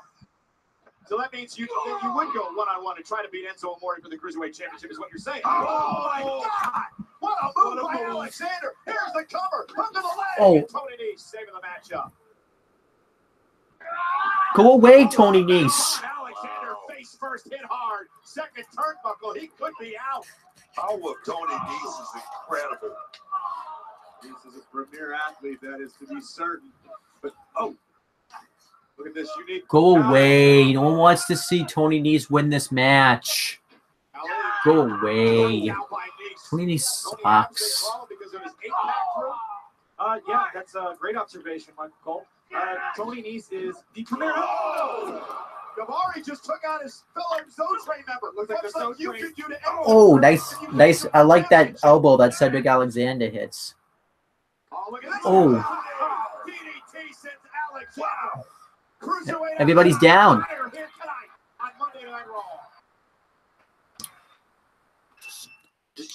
All right, so I'm gonna read some comments. Okay, let's take on it. Okay. TJ's handshakes regarding. All right, so Brother Brett sent the link to his live stream if you also want to go watch that. I have a feeling a lot of my viewers probably went to his live stream because my viewers have dropped since he posted the link into it. So I kind of screwed myself on that one for letting him put the link in there. So, but Brother Brett also says 205 Live needs to be canceled. I wouldn't disagree with him. I'm gonna turn this down so that way we don't have to hear the commercials. But yeah, I wouldn't disagree with him that 205 Live needs to be canceled because ever since Neville walked out, 205 Live really hasn't been the same. I would say really the 205 Live really never had like a good start. I think the best 205 Live was when Austin Aries and Neville were feuding over the Cruiserweight Championship, and then all of a sudden, Austin Aries walked out. That kind of took a big effect on 205 Live, and then Neville leaving took a huge effect on 205 Live because Neville was kind of the standard bearer of the Cruiserweight division. He was the one really helping it, so that just kind of like really messed up 205 Live. And then obviously, I'm not saying that Rich Swann was any big talent, but it just seems like they got to change something in 205 Live because it's not even getting good views on the WWE network because they literally had to send out a survey asking people what to do to make to increase viewership in 205 Live. So they're pretty much admitting that 205 Live has been a fail. Now, the only way I could see the Cruiserweight division sticking around is if these 205 Live tours do well. Now, I probably will go, which makes me kind of want to go to this 205 Live tour they have going on in Lowell, Massachusetts on January 20th, 2018, just so I can judge for myself to see if it packed or not. Because I would like to, I am curious. I would like to see how 205 Live does do if you put it on the road. It would be interesting. And I think it's something you have to try. So, and yeah, so Brother Brett just said the same thing I just said. Ever since Austin Aries needs to be released, everyone since actually I don't know what he's trying to say here. I think it's because his if you could kind of explain what you mean here, Brother Brett. You said every since Austin Aries needs to be released. What can you kind of explain what you mean, because you kind of didn't really you didn't really explain yourself. He also said he just subscribed to the channel. I appreciate that. I appreciate the you subscribing, man. So my subscribers now have gone up. This is why I like doing these live reactions, because they help in my channel out. So, but now Raw is back on. I almost said 205 Live because I've been talking about that. And right now, Alia Davari has Mustafa Ali in a chin lock. Ooh. Ooh, nice. Ooh, that's it. Ooh, Cedric Alexander looked like he landed pretty bad there. You'll see every night on 205 Live. Drew Gulak joining us here at the announce table. Drew, that's one of the reasons that you like the no-fly rule that you're trying to get stated here. Yeah. As you can see, they took some big risks and they paid for it. Going up to that top, it's just not necessary. So, Drew, you were telling us before the commercial break how you plan to take it to your boss, Zilla Mori, the Cruiserweight champion. Here we go. Cover. Almost had him if you win next week on Raw. Yep, if I win next week on Raw, then I will move on to the Cruiserweight Championship match, where you take on your boss of the Zo Train, the current champion, Enzo Amore.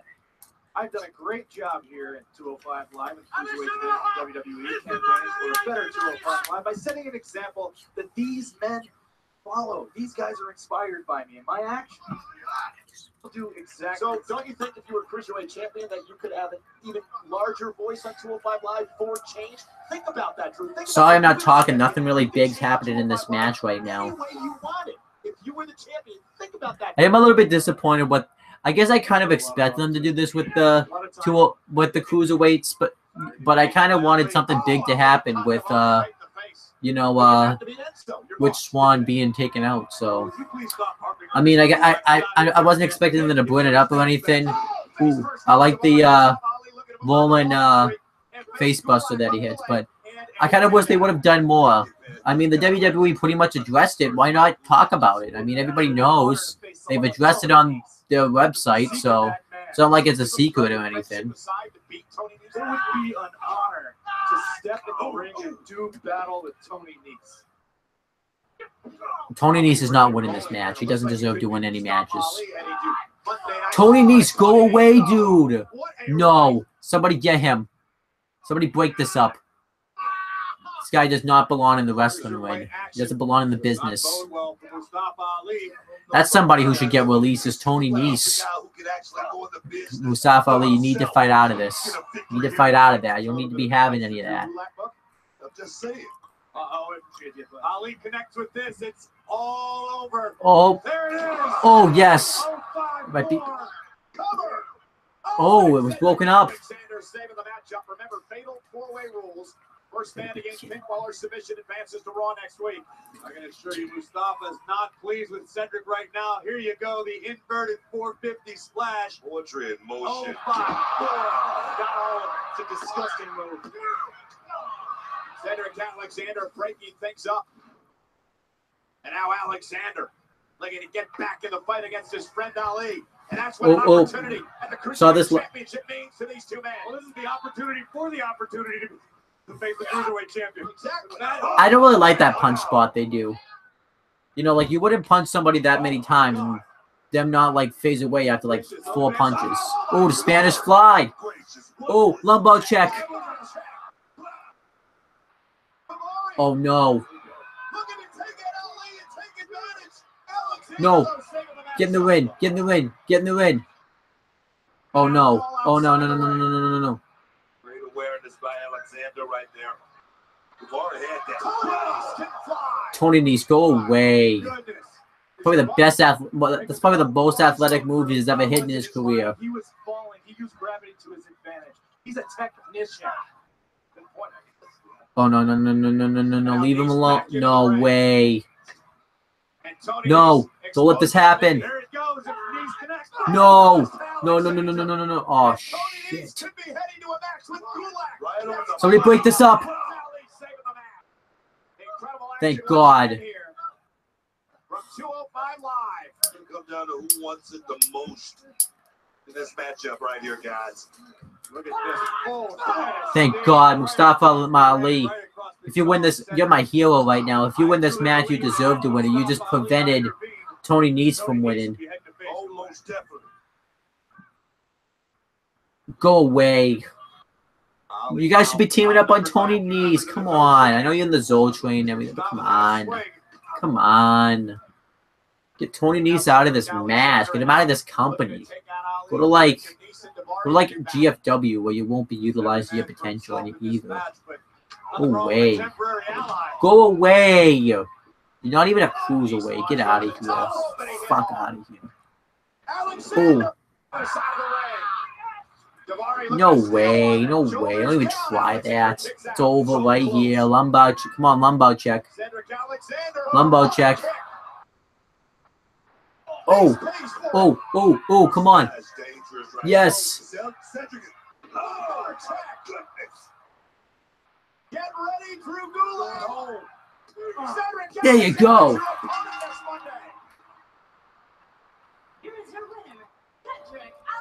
All right, now this is something. So next Monday on Raw, we're gonna have Cedric Alexander versus Drew Gulak. Let's get down with that. result's going to be no different, Cole. No different. Well, Mr. Gulak, you have 7 days to prepare, to strategize, to game plan, because next week you will... So yeah, next week we have a Cruiserweight Championship #1 Contenders match. We're going to have Drew Gulak versus the winner of this match, Cedric Alexander. Overall, that was a pretty good match. I thought that was really good, actually. I'll give it 3 1/4 stars. I thought that was really good. This has been the best match of the whole show. I don't think it's probably going to change by the end of the night because I expect the IC title match, Strowman versus Kane, or Joe versus Ambrose to be better. But this was still a really good match. I think the WWE is trying to get these cruiserweights over because they have to sell a ticket. They have to sell events built around these cruiserweights. So, you know, if you just have them have matches like this, give them storylines, make them feel like part of the show.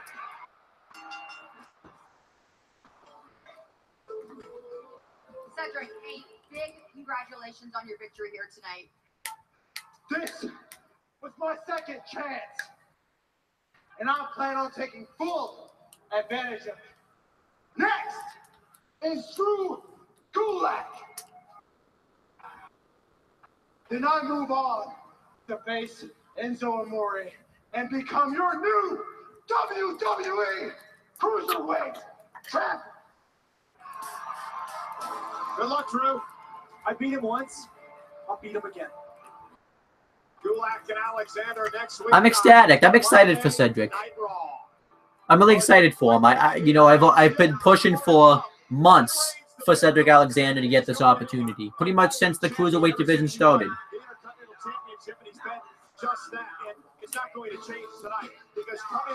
So up next now we have Roman Reigns defended the Intercontinental Championship against Cesaro. You don't get a break. We have another really good matchup coming up. All right, so it's advertising SmackDown right now. All right. Okay, so now he's made it clear. Brother Brett said that ever since Austin Aries left, 205 Live has flopped for me. I kind of agree with you on that. I think Austin Aries leaving definitely affected, the Cruiserweight, like I said. And then he also said that he'll be right back, bro. Let me know when you come back, Brother Brett. So let me know when you come back. But yeah, so since I don't have any other comments to read right now, I'm gonna take a commercial break myself because I went without a commercial break since I read comments last time.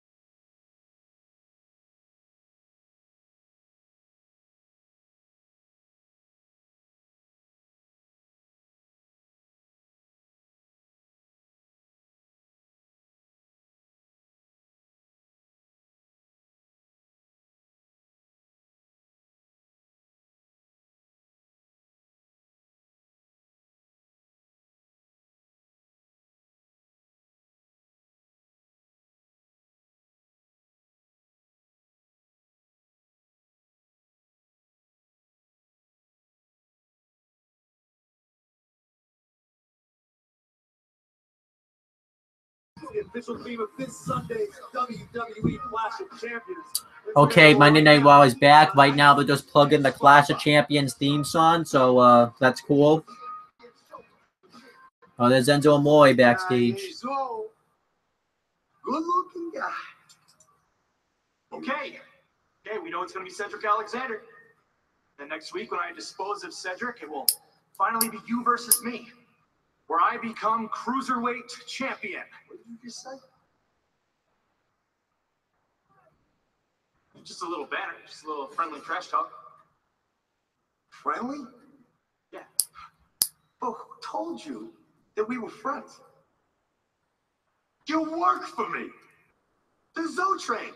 And you're lucky to even be a passenger on it. You win one match. One match. And you think we're equals? What are you, out of your mind? Well, listen, I'm going to keep it real with you, all right? And by real, I mean, I'm going to start off by saying, your PowerPoint presentations. Tell you something about your PowerPoints, huh? There's only one word to describe your PowerPoint presentations, and I'm informative. Yeah.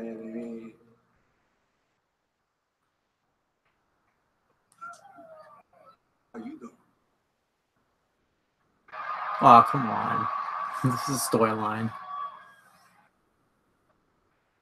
I'm doing just fine. Really good to see you, Enzo. Oh, no. Good to see you too, Drew. Hi, Nine. I really like your PowerPoint presentation. Thank you. I was just saying the same thing. Oh, yeah. I was telling. Informative. That's how I would describe them. Enzo, we should talk. Sometime when I'm not busy. Oh, that's down. Informative.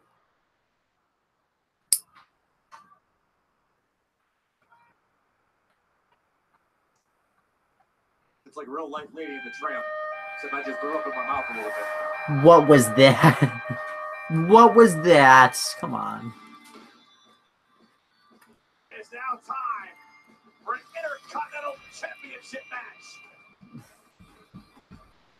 All right, so as I predicted earlier in the live reactions, I'm going to say that Roman Reigns is going to retain the Intercontinental Championship because they're not going to have Roman Reigns lose the belt to Cesaro, unfortunately. This might be Roman's best match he's had since winning the title, though. Because, you know, Elias wasn't all that... I mean, it was a good match, but it wasn't like his... It was one of his worst matches, and then Jason Jordan, I just didn't care about it. I think I actually will care about this match. Because of what happened earlier tonight, when we kicked off Monday Night Raw, Samoa Joe challenged Roman Reigns to come to the ring. He said, I don't need anybody. I will take you out myself. And the brawl was underway. What the big dog didn't know were that Sheamus and Cesaro were lying. I'm surprised I haven't had to do that as much as I have. I would have thought I would have had to a lot more, considering the fact that, you know, the Bars wrestled 2 separate matches. I mean, maybe I just didn't hear it or something. But allow Samoa Joe to lock Roman Reigns into the coquina clutch. Joe had Reigns in the clutch for a long while during this attack. Will that affect the champion in this match tonight? It's only been less than 2 hours. I say there is no way Roman Reigns is 100% after being put to sleep at the hands of Samoa Joe.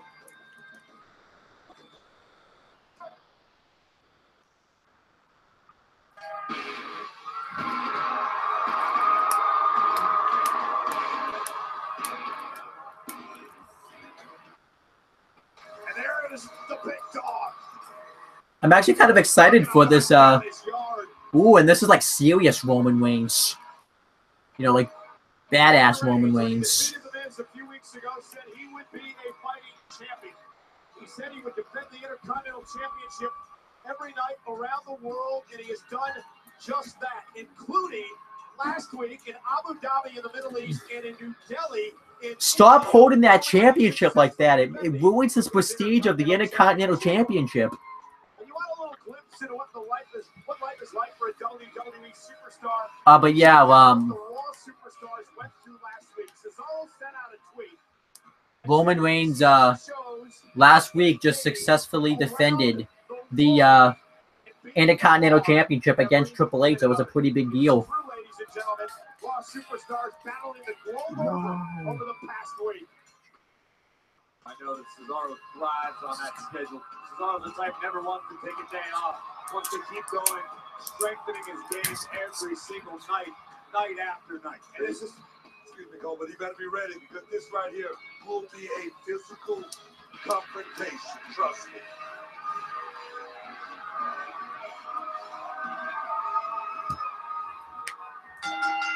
The following contest is for the Intercontinental Championship. Introducing first the challenger from Lucerne, Switzerland, weighing at 221 pounds.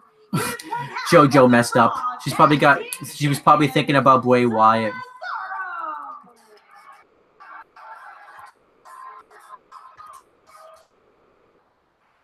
His opponent from Pensacola, Florida, weighing 265 pounds. He is the Intercontinental Champion, Roman Reigns. Monday night on Monday Night Raw. Reigns defends the Intercontinental Championship against Cesaro. Right now, still to come, his Shield teammate Dean Ambrose meets Samoa Joe for the first time ever. And then Corey, our monstrous main event. Kane versus Braun Strowman, with the winner advancing to Royal Rumble pay-per-view to challenge the Beast. Roman Reigns brawling with alright, so yeah, let's get right to this matchup. I like this. Obviously irate after earlier tonight's events, but Roman's got to be careful. Cesaro is so crafty around that ring. Any mistake Roman makes, Cesaro will make it pay. There's an example right there, Corey. Cesaro on the attack as Reigns trying to get back into the ring. We showed you what Samoa Joe did to Roman Reigns. Ooh, nice uppercut. Coquina clutch locked in for a good amount of time, and now Cesaro looks to take advantage.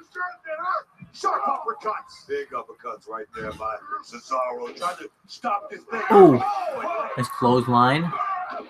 Fired up. Fired up, but I can tell you, he can't be feeling great right now. I'm sure he's still got ringing in the ears. He was put to sleep by Samoa Joe. So Big Dog's got a lot to overcome. Roman Reigns is Looks fine to me, Chloe. Pretty tough dude. Don't count Roman out, man. Roman's taking it to Cesaro. Wow, look Oh. at this. What's that? Cesaro, Oh. Hangs up the right arm of Roman Reigns on the top rope. Such unique offense from the Swiss cyborg. Oh. Right to the face. Two big men exchanging big blows, and it's a heavyweight fight right here, guys. Roman Reigns, though, favoring the right arm as he sends Cesaro over the top rope. Intercontinental Championship match continues. Decent match so far. When the holidays get busy, Popeyes. Okay, commercial break. With our $5 holiday feast, get 2 pieces of my chicken.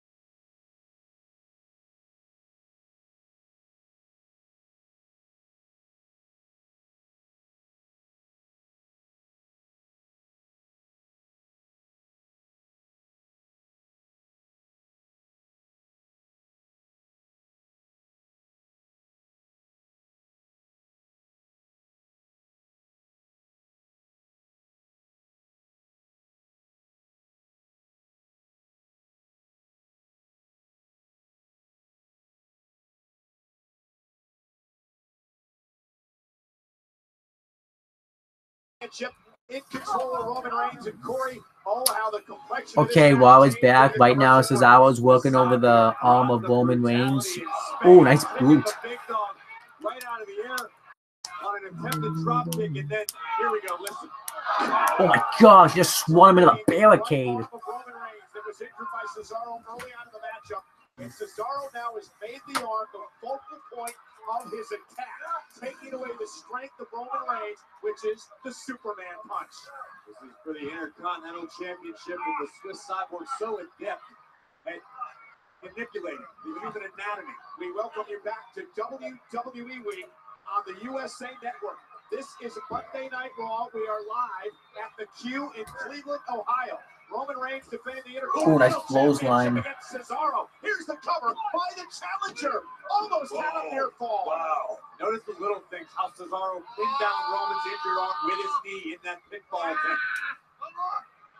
A lot of pressure on that shoulder right now. Cesaro is just laying it on thick. Guys, we know what it says on the marquee, but this is a fight. This is combat. That's what this is, and I'm loving every bit of it.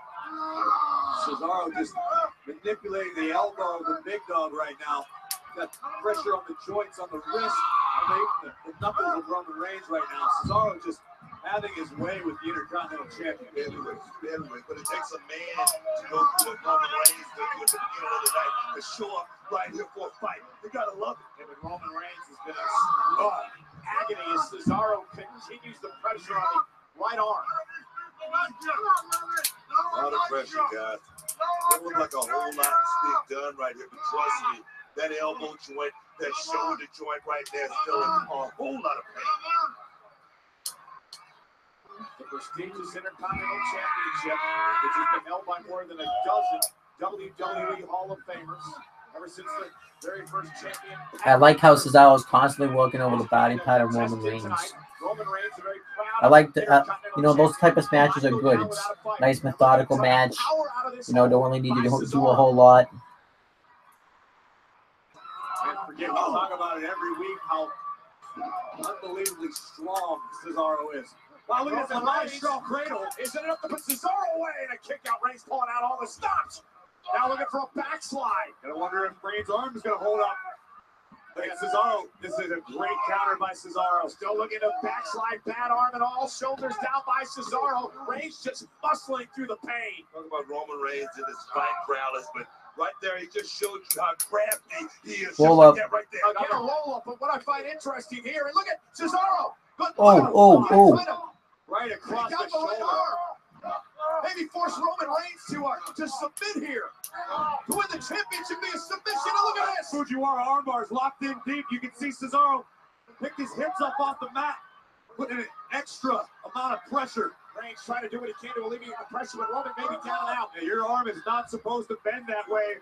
Cesaro is doing whatever he wants to the Intercontinental Champion. Roman Reigns trying to grab the rope and drag back to the middle of the ring by Cesaro. Great ring awareness by the challenger. There's no quitter. You're going to have to break this man's arm. Well, Cesaro may do just that. Listen, I think Cesaro might have dislocated Roman Reigns' shoulder at this point. This is uncomfortable to look at. Again, continuing the pressure on Roman Reigns. Reigns may have no choice but to tap out. He's got nowhere to go. He's in the middle of the ring. Roman Reigns relinquished the championship this way. He's not a quitter, Cole. Might not have a choice, Booker. Might pass out from the agony. Roman trying to make it back to his feet. Try to alleviate some of the pressure. Brings Cesaro into the corner. Creates a little bit of separation, but Cesaro right back to the arm. And again into the corner. And again, Cesaro back to the arm. And now Reigns. Desperation. Cesaro. And that's a great word there to use right now, Corey. Desperation. And one of the things I noticed throughout this matchup, no use of the right arm. And Roman Reigns has done things that we don't see him do often. Roll-ups. Roman with a headbutt. A backslide. How many times have you seen Roman do that in a match? I like how Michael Cole was pointing that type of stuff out. That right hand looked pretty effective still. No, Cole, that just tells me that this man has more than just one skill set. He's more than just a fighter. Gets him feeling back to the right arm. This time Rebound drop kick. Cesaro in perfect position. Reigns looks to survive with a championship kick out by Cesaro in 2. I wonder what's going through the mind of the champion. I'll tell you what's going through Roman's mind right now. I can't feel my right arm. What do I do now? Talked about it earlier, guys. Adrenaline. It's a crazy thing, man. It does something for you. Roman Reigns needs some of that adrenaline right now because the champ is in deep trouble. There could be some severe cartilage damage, the ligaments in Roman's shoulder and elbow. No way. The dislocation earlier. Here it comes. Reigns, though, bad arm and all, locked and loaded. Gonna go for it. Oh. Wow. What a counter. Bad arm again. Every shot by Cesaro with a bad arm. You know, another Fujiwara arm bar. This could separate. I like this match. But again, remember, the left arm's the good arm. And Cesaro switched with Oh, crossface. injured arm. It's locked in by Cesaro. Crossface locked in. Cesaro has the champ in trouble again. Such a great counter there by Cesaro. It's got it locked in, guys. It was so incredible. Take a look at this. Cesaro just so smart. His ring IQ is so high. Boom! Right to the bad arm. Samoa chop. Dropped though by Reigns. Into the cover. Into it up to the champ. And a kick out again by Cesaro. You see there, Roman asking the referee. That was just two. The big dog right now has got to be questioning himself. What else can I possibly do with one good arm against an athlete as skilled as Cesaro? What a game plan by Cesaro tonight, Corey, though. I mean, he is focused on the arm since the beginning of this match of Roman Reigns. Tremendous strategy by the challenger. You want to take out a warrior, you take away his biggest weapon. It's exactly what the Swiss Cyborg has done tonight to the Intercontinental Champion. And Cesaro knows all about shoulder and arm injuries and suffering through a major one. Listen, I mean, Cesaro has done damage to the entire right arm of Roman. It could be the shoulder. Oh my gosh. Definitely the shoulder now. We're talking about the whole anatomy. You're right. You're right. It's been, I mean, from the fingertips to the shoulder. Sounds explosive right now. Right arm and shoulder hitting the ring post. What's Cesaro thinking about now? Look out, Roman. Oh, he went for the uppercut into the barricade. How the hell is Roman Reigns on his feet? The champion right there, Cole. That's why. Oh, Superman punch off the steps. A snare-assisted Superman punch. I don't know if Roman got as much as he wanted. Oh, he's got a bad arm. How could he have ever? Here's the call to the cover. Quick to the inside leg, and Cesaro survives. I don't know how Reigns is even functioning. What an uppercut by Cesaro. And listen, how's he standing after that? And then somehow, miraculously, Reigns summoned the will to deliver. But a Superman punch. He didn't get all of it, but there was, yeah, you're absolutely right. It wasn't all behind him because of the injured arm. Roman's not willing to just give up the championship that easy, guys. Oh, Cesaro's not going away. The true fighter. Cesaro's not going away anytime soon either. What a physical battle between these two men. Roman trying to get the blood flowing back through the right arm. They say nothing is like a Here comes the spear. We're witnessing that tonight. Oh. Reigns is thinking about the spear. And Cesaro made him pay. Uppercut. Oh, he got it. Yeah, he got it. He got it. He got it. Oh, no. Crossface again. Bad arm lock between the legs of Cesaro. Reigns has to tap out. Reigns must tap out. God, I have not seen this Cesaro since I've been here in this commentary day. This guy right here may become champion tonight. Cesaro has been so focused since he worked on the arm at the beginning of the matchup, and now continues the pressure on the champion Reigns. On any given night, Cesaro possesses the ability to be a game changer. A big-time upset could be on the horizon. And tonight, look at the power of Reigns. This right here, this is a dog. Oh, ball up. Yes. Oh, Look at the disorient Roman Reigns. Wow. Oh. Look at the power of Cesaro. Roman Reigns. Reigns doing his best to get the power of Roman. Oh. Reigns is spent. Roman Reigns is spent. That was a hard kick out too right there by Cesaro. I don't know if you guys caught that. How did Roman Reigns lift Cesaro off the mat into a sit-out powerbomb with a bad arm? And the WWE Universe Paying the respects to both men in this matchup. This match has indeed been awesome. Opportunities like this, guys, come, few and far between right now. Cesaro is taking full advantage of it. Cesaro has never been an Intercontinental Champion. Roman Reigns won his first Intercontinental title a few weeks ago. Two very proud individuals battling for the title here in this match. Oh, and look at Cesaro on his knees, still throwing rights. Two proud competitors looking to settle a score. Right now, we're trading shots right now. Oh. There seems to be a reasonable amount of firepower behind those rights. Go referee. 2. No. Cesaro thought he won the title there. Cesaro nearly commandeered the Intercontinental Championship tonight. Cesaro had Roman Reigns locked up in that inside cradle. I don't know how he kicked out. Yeah, but Cesaro smells blood. He knows it's his opportunity right now to put Reigns away. Reigns is weary. He's battered. He's an uppercut by Cesaro. And another one. Look at this, left and right. The Swiss cyborg unloading on the champion. He's got to be careful. That's frustration right there coming out of the side. I know Cesaro can't lose for kicking too much ass. I don't care. I'm so into this matchup right now.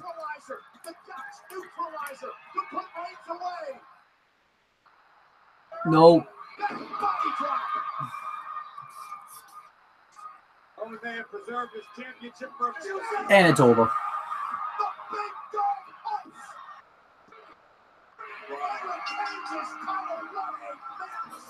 Really good match. I'll give it 3.5 stars. What hurts it is obviously, I think I'm just tired, and obviously, you knew Roman Reigns wasn't losing the championship.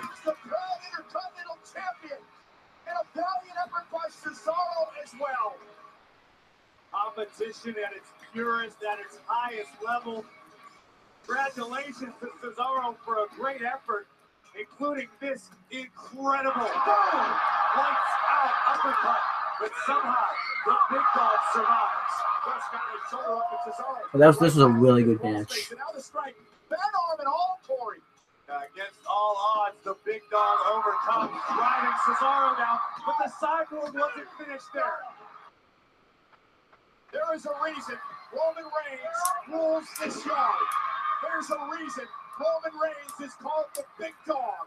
There's a reason Roman Reigns is the Intercontinental Champion. The big dog brings the big fight night after night and is still your Intercontinental Champion. What a war. What an absolute war. That right there is what WWE Week on the USA Network is all about. Congratulations to Roman Reigns. It's still Roman's yard. The title is still yours. That was a really good match. Ooh, Braun Strowman. Oh my God, Strowman. Kane, you tried to crush my throat and end my career. But a couple weeks ago, I sent you crawling out of the arena, gasping for air, with a taste of your own medicine. Well, tonight you get the full dose. Because at the Royal Rumble, I want another piece of Brock Lesnar. And Kane, we're the only thing standing in my way. But not for long. Oh my gosh, boy. So yeah, still to come tonight, we have the WWE Universal Championship #1 contenders match between Braun Strowman and Kane. The winner will head to the Royal Rumble and challenge the Beast Brock Lesnar for the Universal Championship. You know, last week on Raw, Alicia Fox gave the Empress of Tomorrow, Asuka, all she could handle. But in the end, Asuka remains undefeated in WWE. All right, up next, Asuka's gonna. Alicia Fox with another opportunity. All right, up next, we have Asuka versus Alicia Fox again, I guess. So I don't know. Better bring a helmet. The best Oh, I need. Well, I'm gonna do live of this generation, the phenomenal one. Hey, commercial break.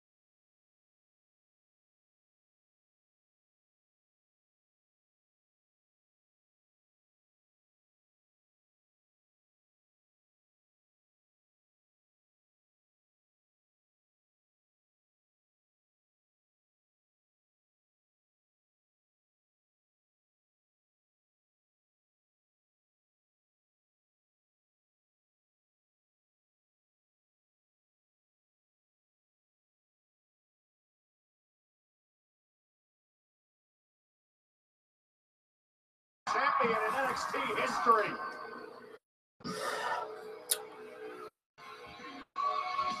Okay, guys, I'm back. Now we have Asuka versus Alicia Fox coming up. Asuka's going to win because they're not going to have a loser first match on Raw. It's going to be the same pick for every Asuka match.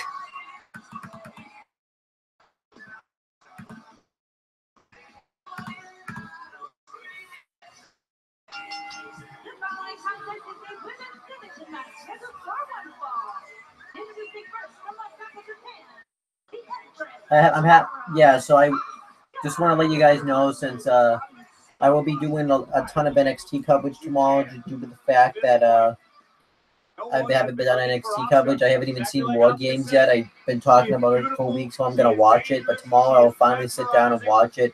So I'll have the opportunity to do it tomorrow. She gave Asuka a competition last week. Took Asuka to the limit. Hey, better than anyone else has since she arrived in WWE. Yeah, I suppose that's the truth, but making a good run at it isn't the same as winning. Isn't that what Kurt Angle said last week? Alicia Fox has another opportunity tonight. Some people are just gluttons for punishment.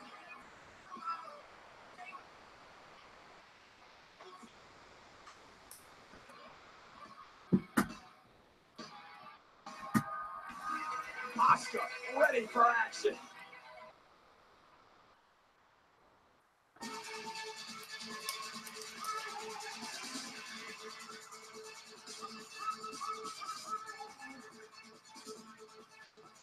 She's gonna get jumped backstage. Yeah, maybe Foxy thought better of it. Well, could be, but I heard backstage having reservations about the decision to sign this match contract. I talked to her earlier today, and she was all gung-ho. Yep, she got jumped backstage. For an opportunity at Asuka again here tonight. Oh, Asuka's expression tells the complete story. Absolution. So yeah, we can find out why Absolution hasn't attacked Asuka yet now. Now, where is my ex-bestie, Foxy? It's crazy how this happens every week. Okay, let's try and figure out where she is.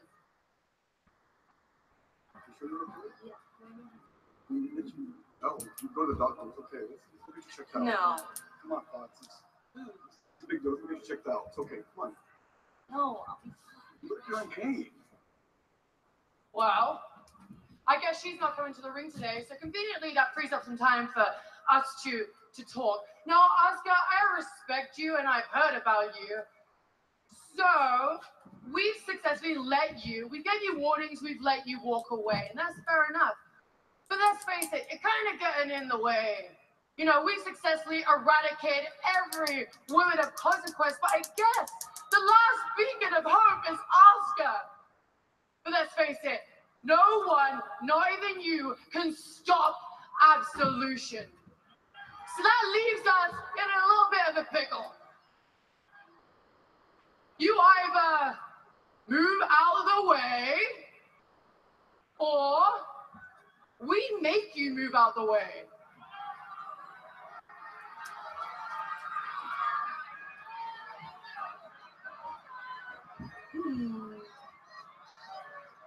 Well,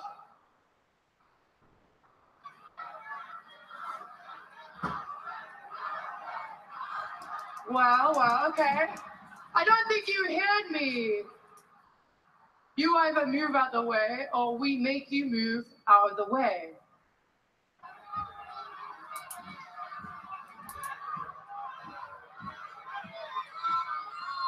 Okay, you always say how no one is ready for Asuka. Well, I think it's time that you meet Absolution.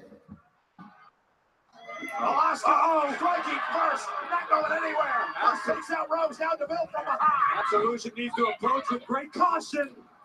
Asuka eliminating Deville and Rose, and now Paige assaulting the Empress and Tamara. Oh. Paige doesn't understand what she's walked into here. Asuka had that armbar, was about to snap Paige's arm, and here comes the 301. 301, come on. And now Sonya and Wheel. Take Asuka out. Paige with a knee of Rose. Great effort by Asuka to try to avoid this beatdown, and now it's a 3-on-1 assault by Absolution. Wait just a moment. Sasha breaks. Bailey, oh my, the entire women's locker room coming out here. They've had enough again, and they're going right after Absolution. It could be time for payback. Oh, Alicia Fox. Wreak havoc in the entire Raw Women's division. Nia Jax is here as well. The Raw Women's locker room taking out Absolution. And Paige didn't know which way to go. I think Paige just had her first encounter with Nia Jax. It's kind of weird they're trying to book Nia Jax like a monster when we're just doing like dumb crap with Enzo. I want to think twice about that because I believe he's in there. Oh, good God. That spinning back fist of Asuka about knocked me out. And he moves into nowhere to go as she's bulldozed by Nia. And finally, Deville and Page driving Rose to safety. This was a cool segment. I admire the brazen. Why are they playing Nia's music? Come on. Make that much noise. There come consequences. But tonight, anyhow, Absolution held in check.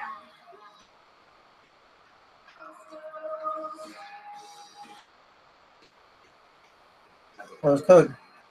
Last time Strowman and Kane went through the game.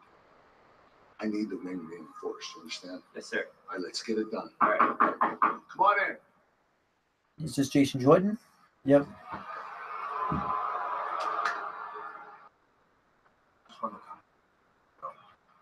Sorry about last week.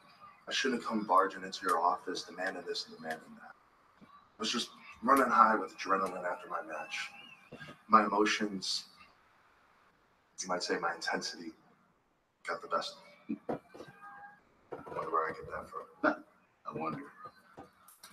So I'm going to keep my cool this week. I appreciate it. But seriously, how could you not put me in a match with Samoa Joe? The guy came in and he blindsided me. He disrespected you. Then he went on and he cost Seth and Dean the tag team titles. The guy is just running rampant all over Raw. No wonder Stephanie got on your case last week. Oh. If you would have just put me in the match with Samoa Joe. Calm down. The situation we're in. I know it's not easy for you. It's not easy for me either. But I'm your father. As your father, when Samoa Joe attacks you, I went to attack him back. I would have hurt him. But I'm not just your father. I'm the general manager of Monday Night Raw. And you're not the only superstar that has issues with Samoa Joe. Yeah, but I'm the only one that can beat him. I've been in the ring with John Cena, Roman Reigns, Braun Strowman, Kane. I've held my own every single time. Listen, I'm going to say this to you as the GM and not your father. Holding your own is not winning. These names that you mentioned, you almost beat them, but you really didn't beat any of them. You will have your match with Samoa Joe when I say so, not when you want it. Good, maybe I should say, okay, Kurt, Jason.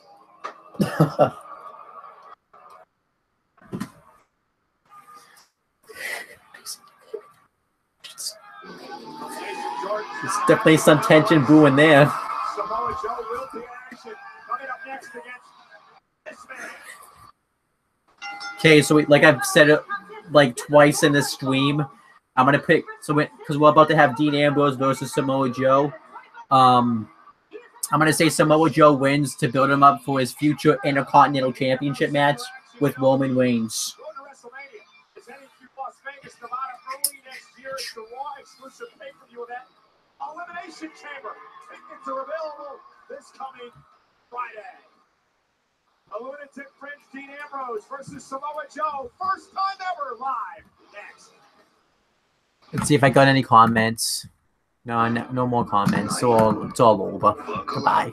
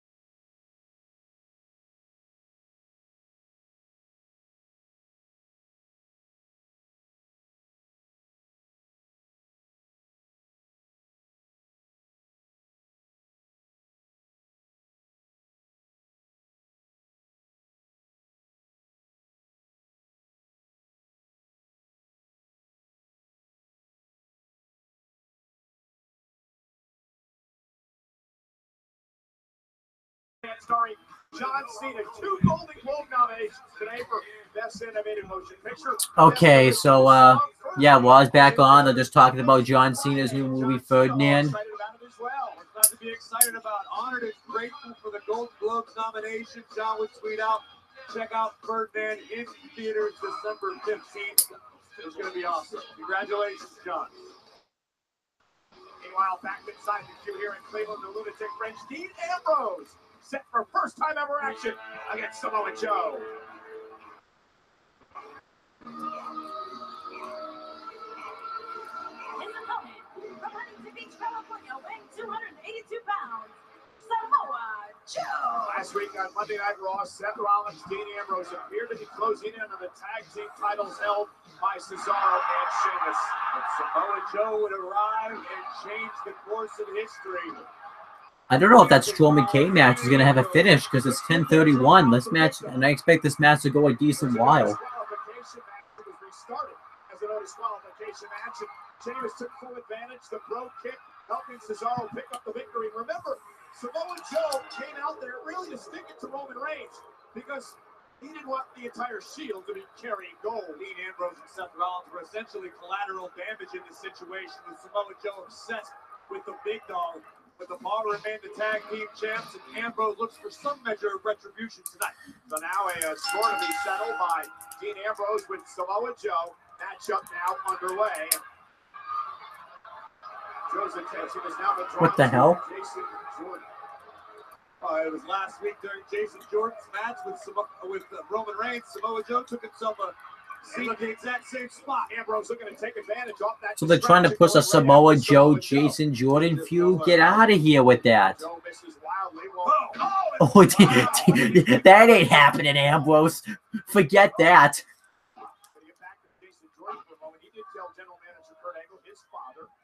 A little bit ago that he's quote the only one who can beat Samoa Joe. Jason Jordan has been obsessed with Samoa Joe. Oh, and Ambrose taking Joe out of the knee. Smart move by Ambrose. I don't have an answer for how you prepare for Samoa Joe. This guy is so well-rounded, such an elite competitor. But Ambrose, all caution to the wind approach might be the thing that topples Joe. Maybe the only person in the WWE that can prepare for a guy like Samoa Joe.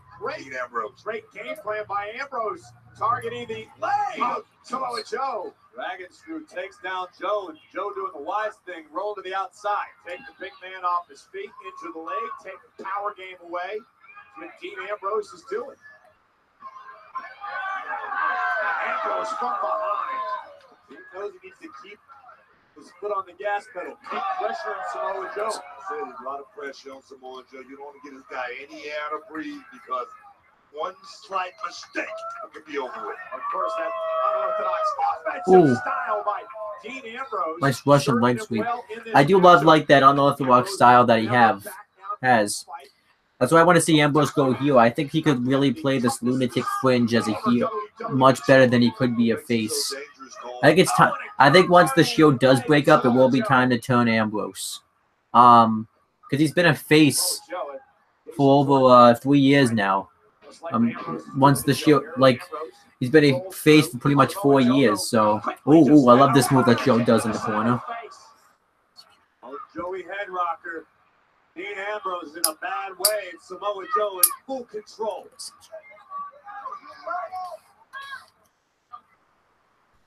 This cheeseburger and shake for $3.99. No comments, so I'm going to take a commercial break. Okay, let's shake on it.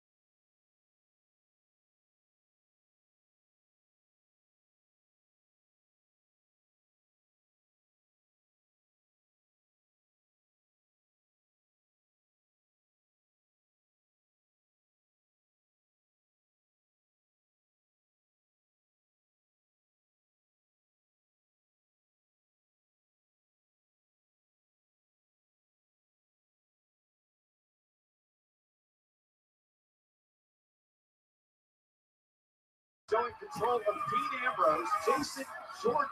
Okay, Monday Night Raw is back, and right now Samoa Joe is in control of Dean Ambrose. I don't know why Jason Jordan's watching the match from ringside. I guess they want to push a Joe Jordan feud or a heel turn. I don't know. It's weird. Don't do it. Just stop it. Oh, nice back elbow by Joe.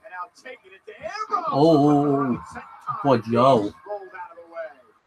How's your back? That might have been lights out for Dean Ambrose. Joe's getting a little bit more than he bargained for tonight, though. Dean Ambrose is bringing the fight. Ambrose trying to will himself back to his feet. Beat Samoa Joe to his feet. Oh, and what a chop by Ambrose fighting back. Ambrose just seems impervious to all pain, doesn't he? I disagree strongly. Oh, wow. Field of it, especially these jabs. Just got stopped with a right jab right to the jaw. I wonder if Dean Ambrose is feeling like Redondo right now, bro. No moss. Oh! Ambrose on his feet, however. Not quite sure he knows where he is. Samoa Joe knows exactly where Dean Ambrose is. Oh, that was dumb. I'm not sure. Well, Ambrose is not all there. We know that. Oh.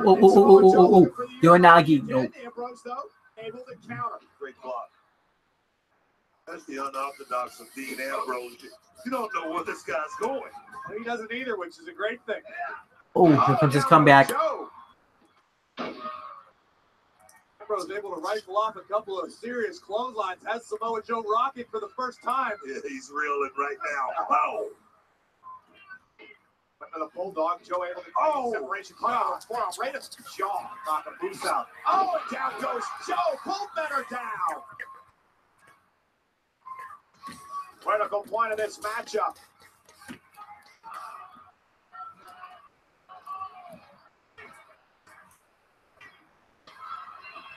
Gotta be impressed with Ambrose's skill or lack of planning. Dirty deeds. Nope. Yoranagi. Nope. Wow. Great throw. Dean's in trouble. Now Samoa Joe telling Jason Jordan, look at that. I can throw a suplex for the best of them. And now begging Jordan to come down to the ring. Samoa Joe in the middle of a throwdown, never afraid to run his mouth a little bit, see if he got under the skin. And Dean Ambrose is going to take advantage. Knee to the back, rolls up Joe, shoulders down, kick out at two. Oh, so I thought he was going to lose right there. He stole one there. Giving the assist to Jason Jordan. I think a whole lot more than that. Oh, wait a minute. Oh no. And both men go tumbling over the top rope. Samoa Joe stood basically completely vertically on his head on the ring apron there for a minute. That didn't look very good at all. Now Jason Jordan helping. What are you doing? Concerning himself with business that don't If he wants. concern him, Joe. Here comes Ambrose. Oh. Launching himself in a bolt man. I don't think he realized that or even did it intentionally, but I think he just saved Jason Jordan from taking a nap. Ambrose back in. Can he put Samoa Joe away? Now Jason Jordan back up on the apron now. Ambrose takes out Joe. Here's the cover. Oh, look at this. Oh, Joe Ambrose has the match won too. Joe just kicks out. Ambrose has Samoa Joe beat. Now, who knows if Samoa Joe kicked it? What really was beat there? Maybe he didn't kick out because he knew that the referee was distracted. Effect Jordan had on this night. Jason Jordan, as Booker said earlier, has no business being He's out of place, man. He's totally out of place, Cole. And Dean Ambrose upset with Jordan. Jason Jordan had every right to be out here, Booker. What are you talking about? What are you talking about? Who invited it? And now Jason Jordan. Oh. That should be a DQ, but the murder with Jason Jordan. Now, Samoa Joe from behind. It's locked in, Ambrose. All right. He's going to go to sleep. The more Ambrose wriggles and rides, the tighter the grip gets. Giant anaconda. Ambrose, I believe's out. He is. Okay, this match gets a down because it was just so overbooked that it was just dumb. This is a down. Jason Jordan's a down. He's a down in life. What are you talking about? I mean, Jason Jordan should not have even been out here. What are you talking about? Wait, relax. I'm actually agreeing with you. Jason Jordan should thank Jason Jordan for the victory here tonight. My bad. Booker T. Booker T just yelled at him even though Michael Cole was agreeing with him.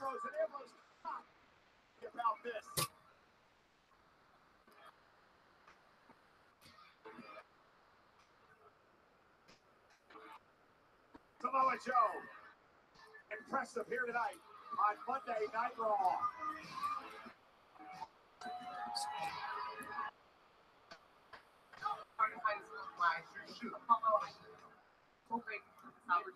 No, thank you so much. I'm so excited. You should be, Dana. And we at Titus Worldwide are so excited to have you on board in your new role as the official Titus Worldwide statistician / hold on, head of research and development. Dang it, Dana, welcome. Dang it, welcome. Research and development, statistics. You made the cut. No. Research scheme? No. Development? Good brother Gallows, what do we call those that work at Titus Worldwide? Give it to him.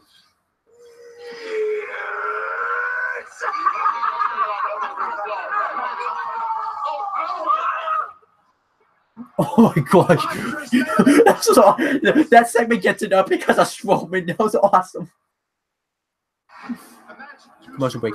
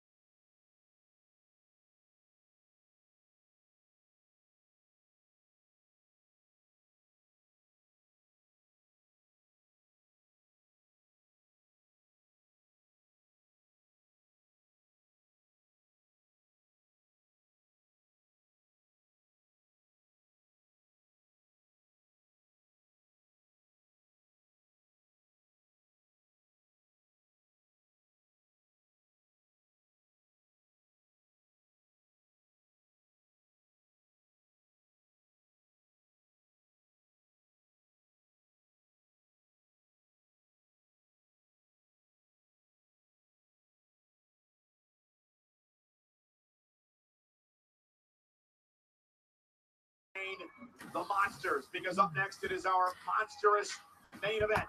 All right, so yeah, we have the monster main event. Braun Strowman versus Kane. Right now, the reinforcing the win. But I still don't think there's going to be a winner. I think they're going to do something crazy tonight. Through hellfire and brimstone, I heard the stories. How he wanted competition. How he roared. How he rampaged. Like I've seen this video package like a million times. A monster among men. But I had to see it for myself. And when I did, what the hell did Kane do that for?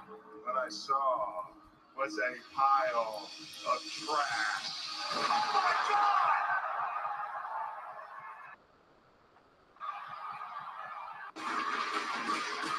I saw fear that no man had ever been able to instill in him before.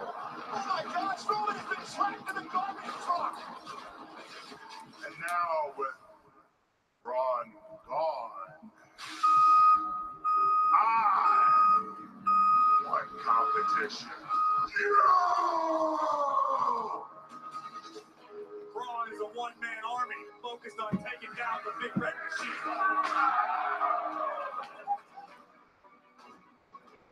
My God, the running power slam! What? Oh my God! Through the ring!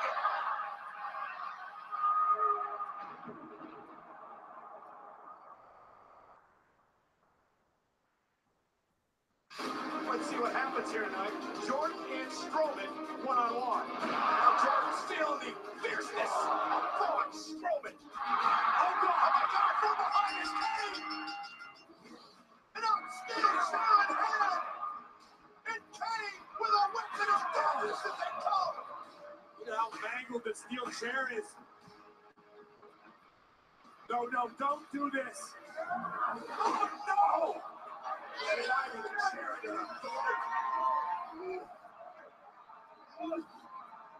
Strowman can't breathe.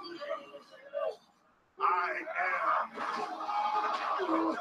Raw's only monster.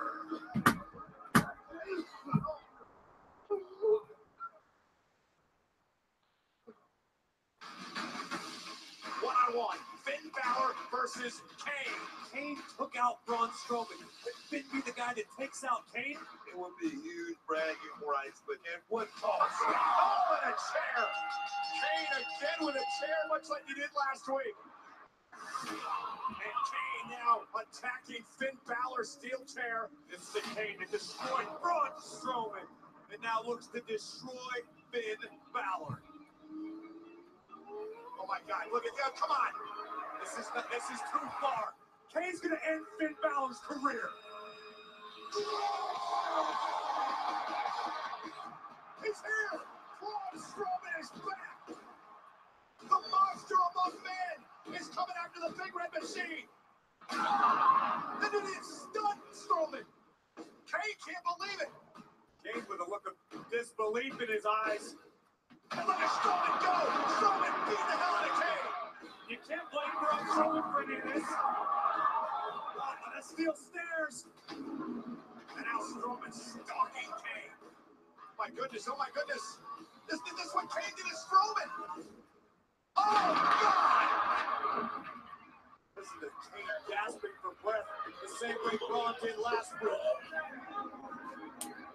Nice, Strowman's not done yet. Not again, not again. Braun Strowman gonna do it again to Kane! Battle brutality. Tonight, Strowman has established dominance. Let's take a look at this tight So tail the tape. Braun Strowman is 6'8", Kane 7 feet. Strowman's 385. Kane weighs 323. Strowman has a 62-inch chest. Kane has a 50-inch chest. Biceps, Strowman's got 25 inches. Kane's got 22. Signature moves, Strowman's got the one in power slams. Kane's got the choke slam and the tombstone. Monstrous moment. Flipped over an ambulance with Roman Reigns inside, and I didn't get to see Kane's. All right, let's get to the match. Now, obviously, the winner's going to face Brock Lesnar for the WWE Universal Championship at the Royal Rumble. But I'm going to say that Braun Strowman's going to go over because I want him to win. This would really kill his momentum if he lost this match.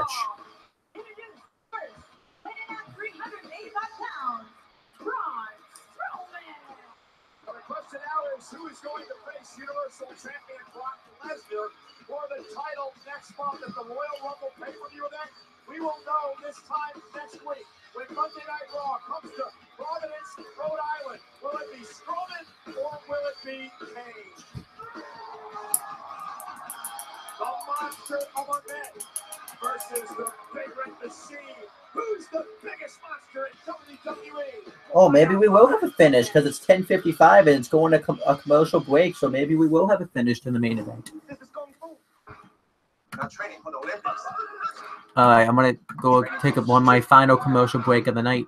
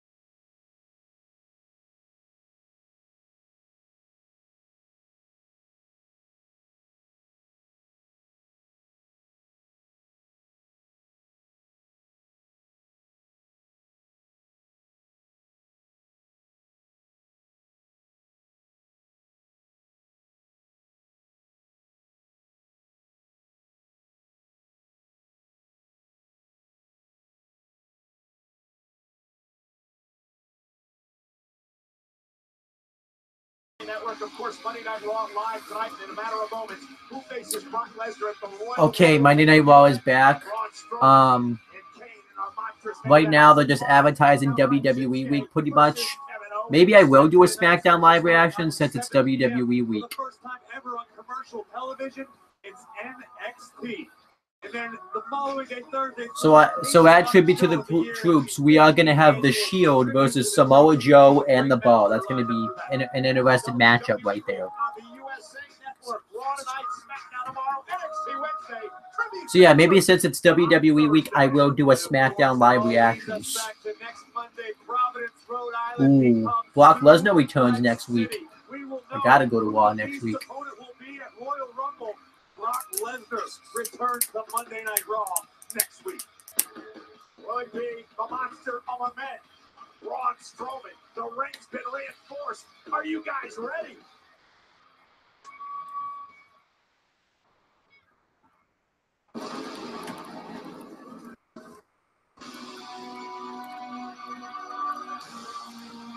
His opponent, weighing at 323 pounds, Kane. You know, guys, it's absolutely incredible what these two men have done to one another over the past few months. Kane has made a career out of being the most sadistic, depraved superstar in WWE. But I think for once, the Big Red Machine is having trouble solving Braun Strowman. Strowman said, I will walk through fire and brimstone and die in hell when I take out Kane tonight. You know, Corey, I see it a little bit different. I say, Kane's entrance isn't the same without the pyro. I gotta admit that. I think I would agree with you on that, Booker. Absolutely. Both of these men want to be called the monster in WWE. Oh, here we go. And Braun Strowman now burying Kane in the corner, delivering. They actually went through with the match. Of the Big Red Machine. This match might go a little wild. This was a long-ass live reactions. You know what? I may do a live reactions. But yeah, right now Strowman's destroying Kane. I really hope this Strowman doesn't lose this match. 20-year career here in WWE. Kane has never battled Brock Lesnar. Look at the speed. Oh, you have the opportunity, but he has to get back on track and knock off Strowman tonight. It's a hell of a mountain to climb, Cole. Oh my gosh, he just left his... I know he's done... That impresses me every time I see him do that, because a big man should not leave his feet like that. Everything in Kane you can possibly throw, man. A 385-pound man should not, for all intents and purposes, be able to deliver a drop kick. We've seen Braun Strowman do amazing things. We've also seen Kane do some great things as well as he driven shoulder first in the steps. I remember at some point over the years, Kane revolutionized what it was meant to be a super heavyweight. To see Kane leap from the top rope. Incredible acts of agility. Okay, Corey, you mentioned what Kane's done in his career, all the depraved things he's done to fellow superstars. Perhaps not as depraved as what he did to Braun Strowman a few months ago when he put him in a garbage truck. Look at this. Well, Kane's begging for mercy. Kane backing away. I've never seen Kane back off like that. In all my years, I've never seen Kane do anything like that. Strowman without running. But it may be strategy. One thing we gotta think here about we go. Oh, no. Kane sidestepping Braun Strowman now. Looking for a choke slam. No way. Choke slam to Strowman. Exactly what No. I'm talking about right there, guys. No. Strowman gets the shoulder off. And the thing is, guys, Kane is going to have to finesse this big man. He just cannot rely on his strength Let's alone. not ignore what just happened. Braun Strowman just kicked out of a choke slam by Kane. Also, let's not forget 3 seconds prior, Braun Strowman was choke slammed by Kane. Watch this. 385 pounds, lifted sky high and driven. Thank God they reinforced the ring. Strowman kicked out. You know, Cole, there's an old saying, you just keep chopping on him. You keep chopping on him. Sooner or later, he'll fall. Maybe that's the mentality of Kane tonight. We saw Braun Strowman deliver a running power slam that actually put Kane. One more time. Here we go. Here we go, guys. Oh, another choke slam by Kane. Just keep chopping on it. Cover on Strowman. What? Oh, he kicked out again. Kicks out. Ladies and gentlemen, this is Monday Night Raw as we kick off WWE Week on the USA Network. We are live in Cleveland, Ohio tonight. This is our monstrous main event.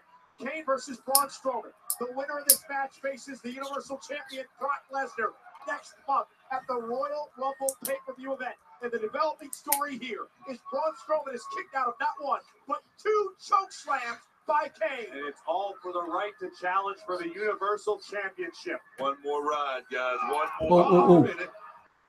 Strowman blocking. Oh, Strowman. Chokeslam. They deliver a choke slam to Kane. Here's the cover, and Kane kicks out of that. Was that the last gasp effort from the Monster Among Men? Was that all that Braun had left to deliver that choke slam? Braun's on his back right now. We don't see that too often. Just raw power, primal power. But again, the kick out by Kane, much like Strowman did to two Kane choke slams earlier on. And now the Monster Among Men back to his feet and is going to go out and stop Kane. Strowman constantly moving forward, walks right into a big right hand. Yes, indeed. Kane just lured him in. Now the fight is up. Moved out into the WWE Universe. This are looking like that Rampage movie. Two monsters leveling everything. Kane with a right. What a right hand for Kane. Oh, gosh. Oh my gosh. Strowman. The official is counting in the ring. Kane and Strowman are both down and out. That's it? Wow. Both men have been counted out. Here's another look. Braun Strowman full speed, knocking the Big Red Machine right through the barricade. The disdain that these two men have for one another. That was nearly 700 pounds crashing through the barricade. The fight broke out in the WWE Universe. Yeah, I'm actually okay with the count out. You really couldn't have any of them lose.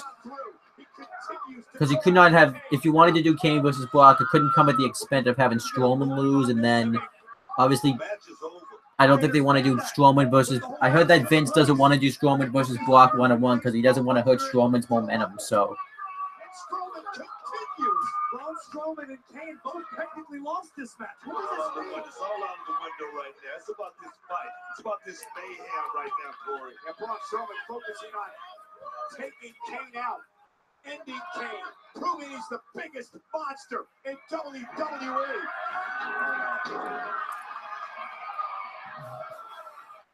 Oh no, both monsters with the same idea. They both lifted up the steps. Like the irresistible force of the immovable object. Strowman got the best of that exchange. Kane crumbling to his knees.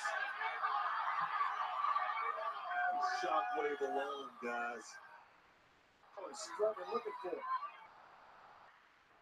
Instruments of destruction. The hell? Oh no, he's gonna do. Not again. On Kane. What was that? Disaster there. Strowman continues the fight. Strowman just dropped Kane with a right hand. One shot. That's a super heavyweight. Both of these men in every sense of the word.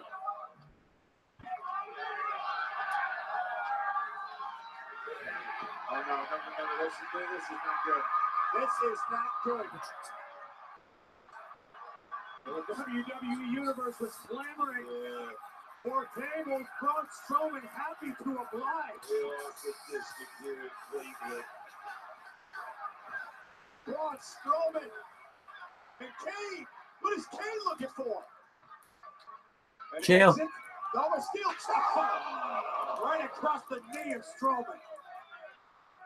Can you believe that this rivalry has got to this point? Yes. These two men may fight forever. Men? You mean monsters? Superhuman beings. Oh my God. Oh, Kane. The chair. Off the spine of Strowman. Brutality is unparalleled. Wow. Kane just mangling the steel chair with the body of Braun Strowman, and once again to the throat. Gosh, Kane right now is taking it to Braun Strowman like I've never seen before. Kane's exhausted. Kane slipped. From just all the damage he's inflicted, and look at Strowman. Strowman has been beat down. punished by Kane. These two monsters are literally giving everything in their bodies in an effort to destroy one another. This actually started out as a match. It's broken down into a brawl. Chaos here on Raw. And now Strowman is down in the middle of the ring. That might be it for both of these men.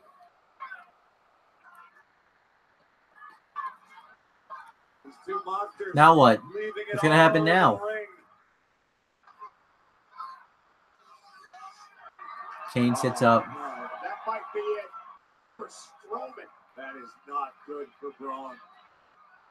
Is Strowman gonna sit up too? For so many years, guys. Malice personified. The big red machine. Oh, Strowman. Are you kidding me?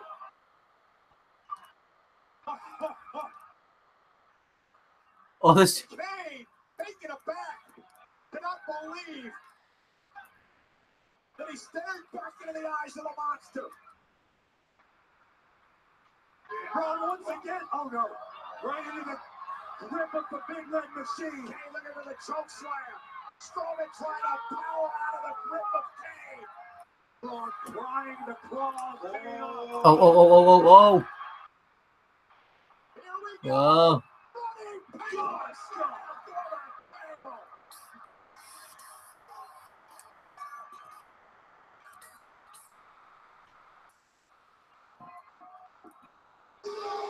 The monster of a man. Guys, I have to ask you again. Sure, we just witnessed an epic battle, a monstrous main event, but both Braun and Kane technically lost that match. What does this mean for Royal Rumble?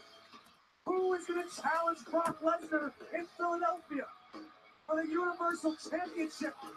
We need to figure this out.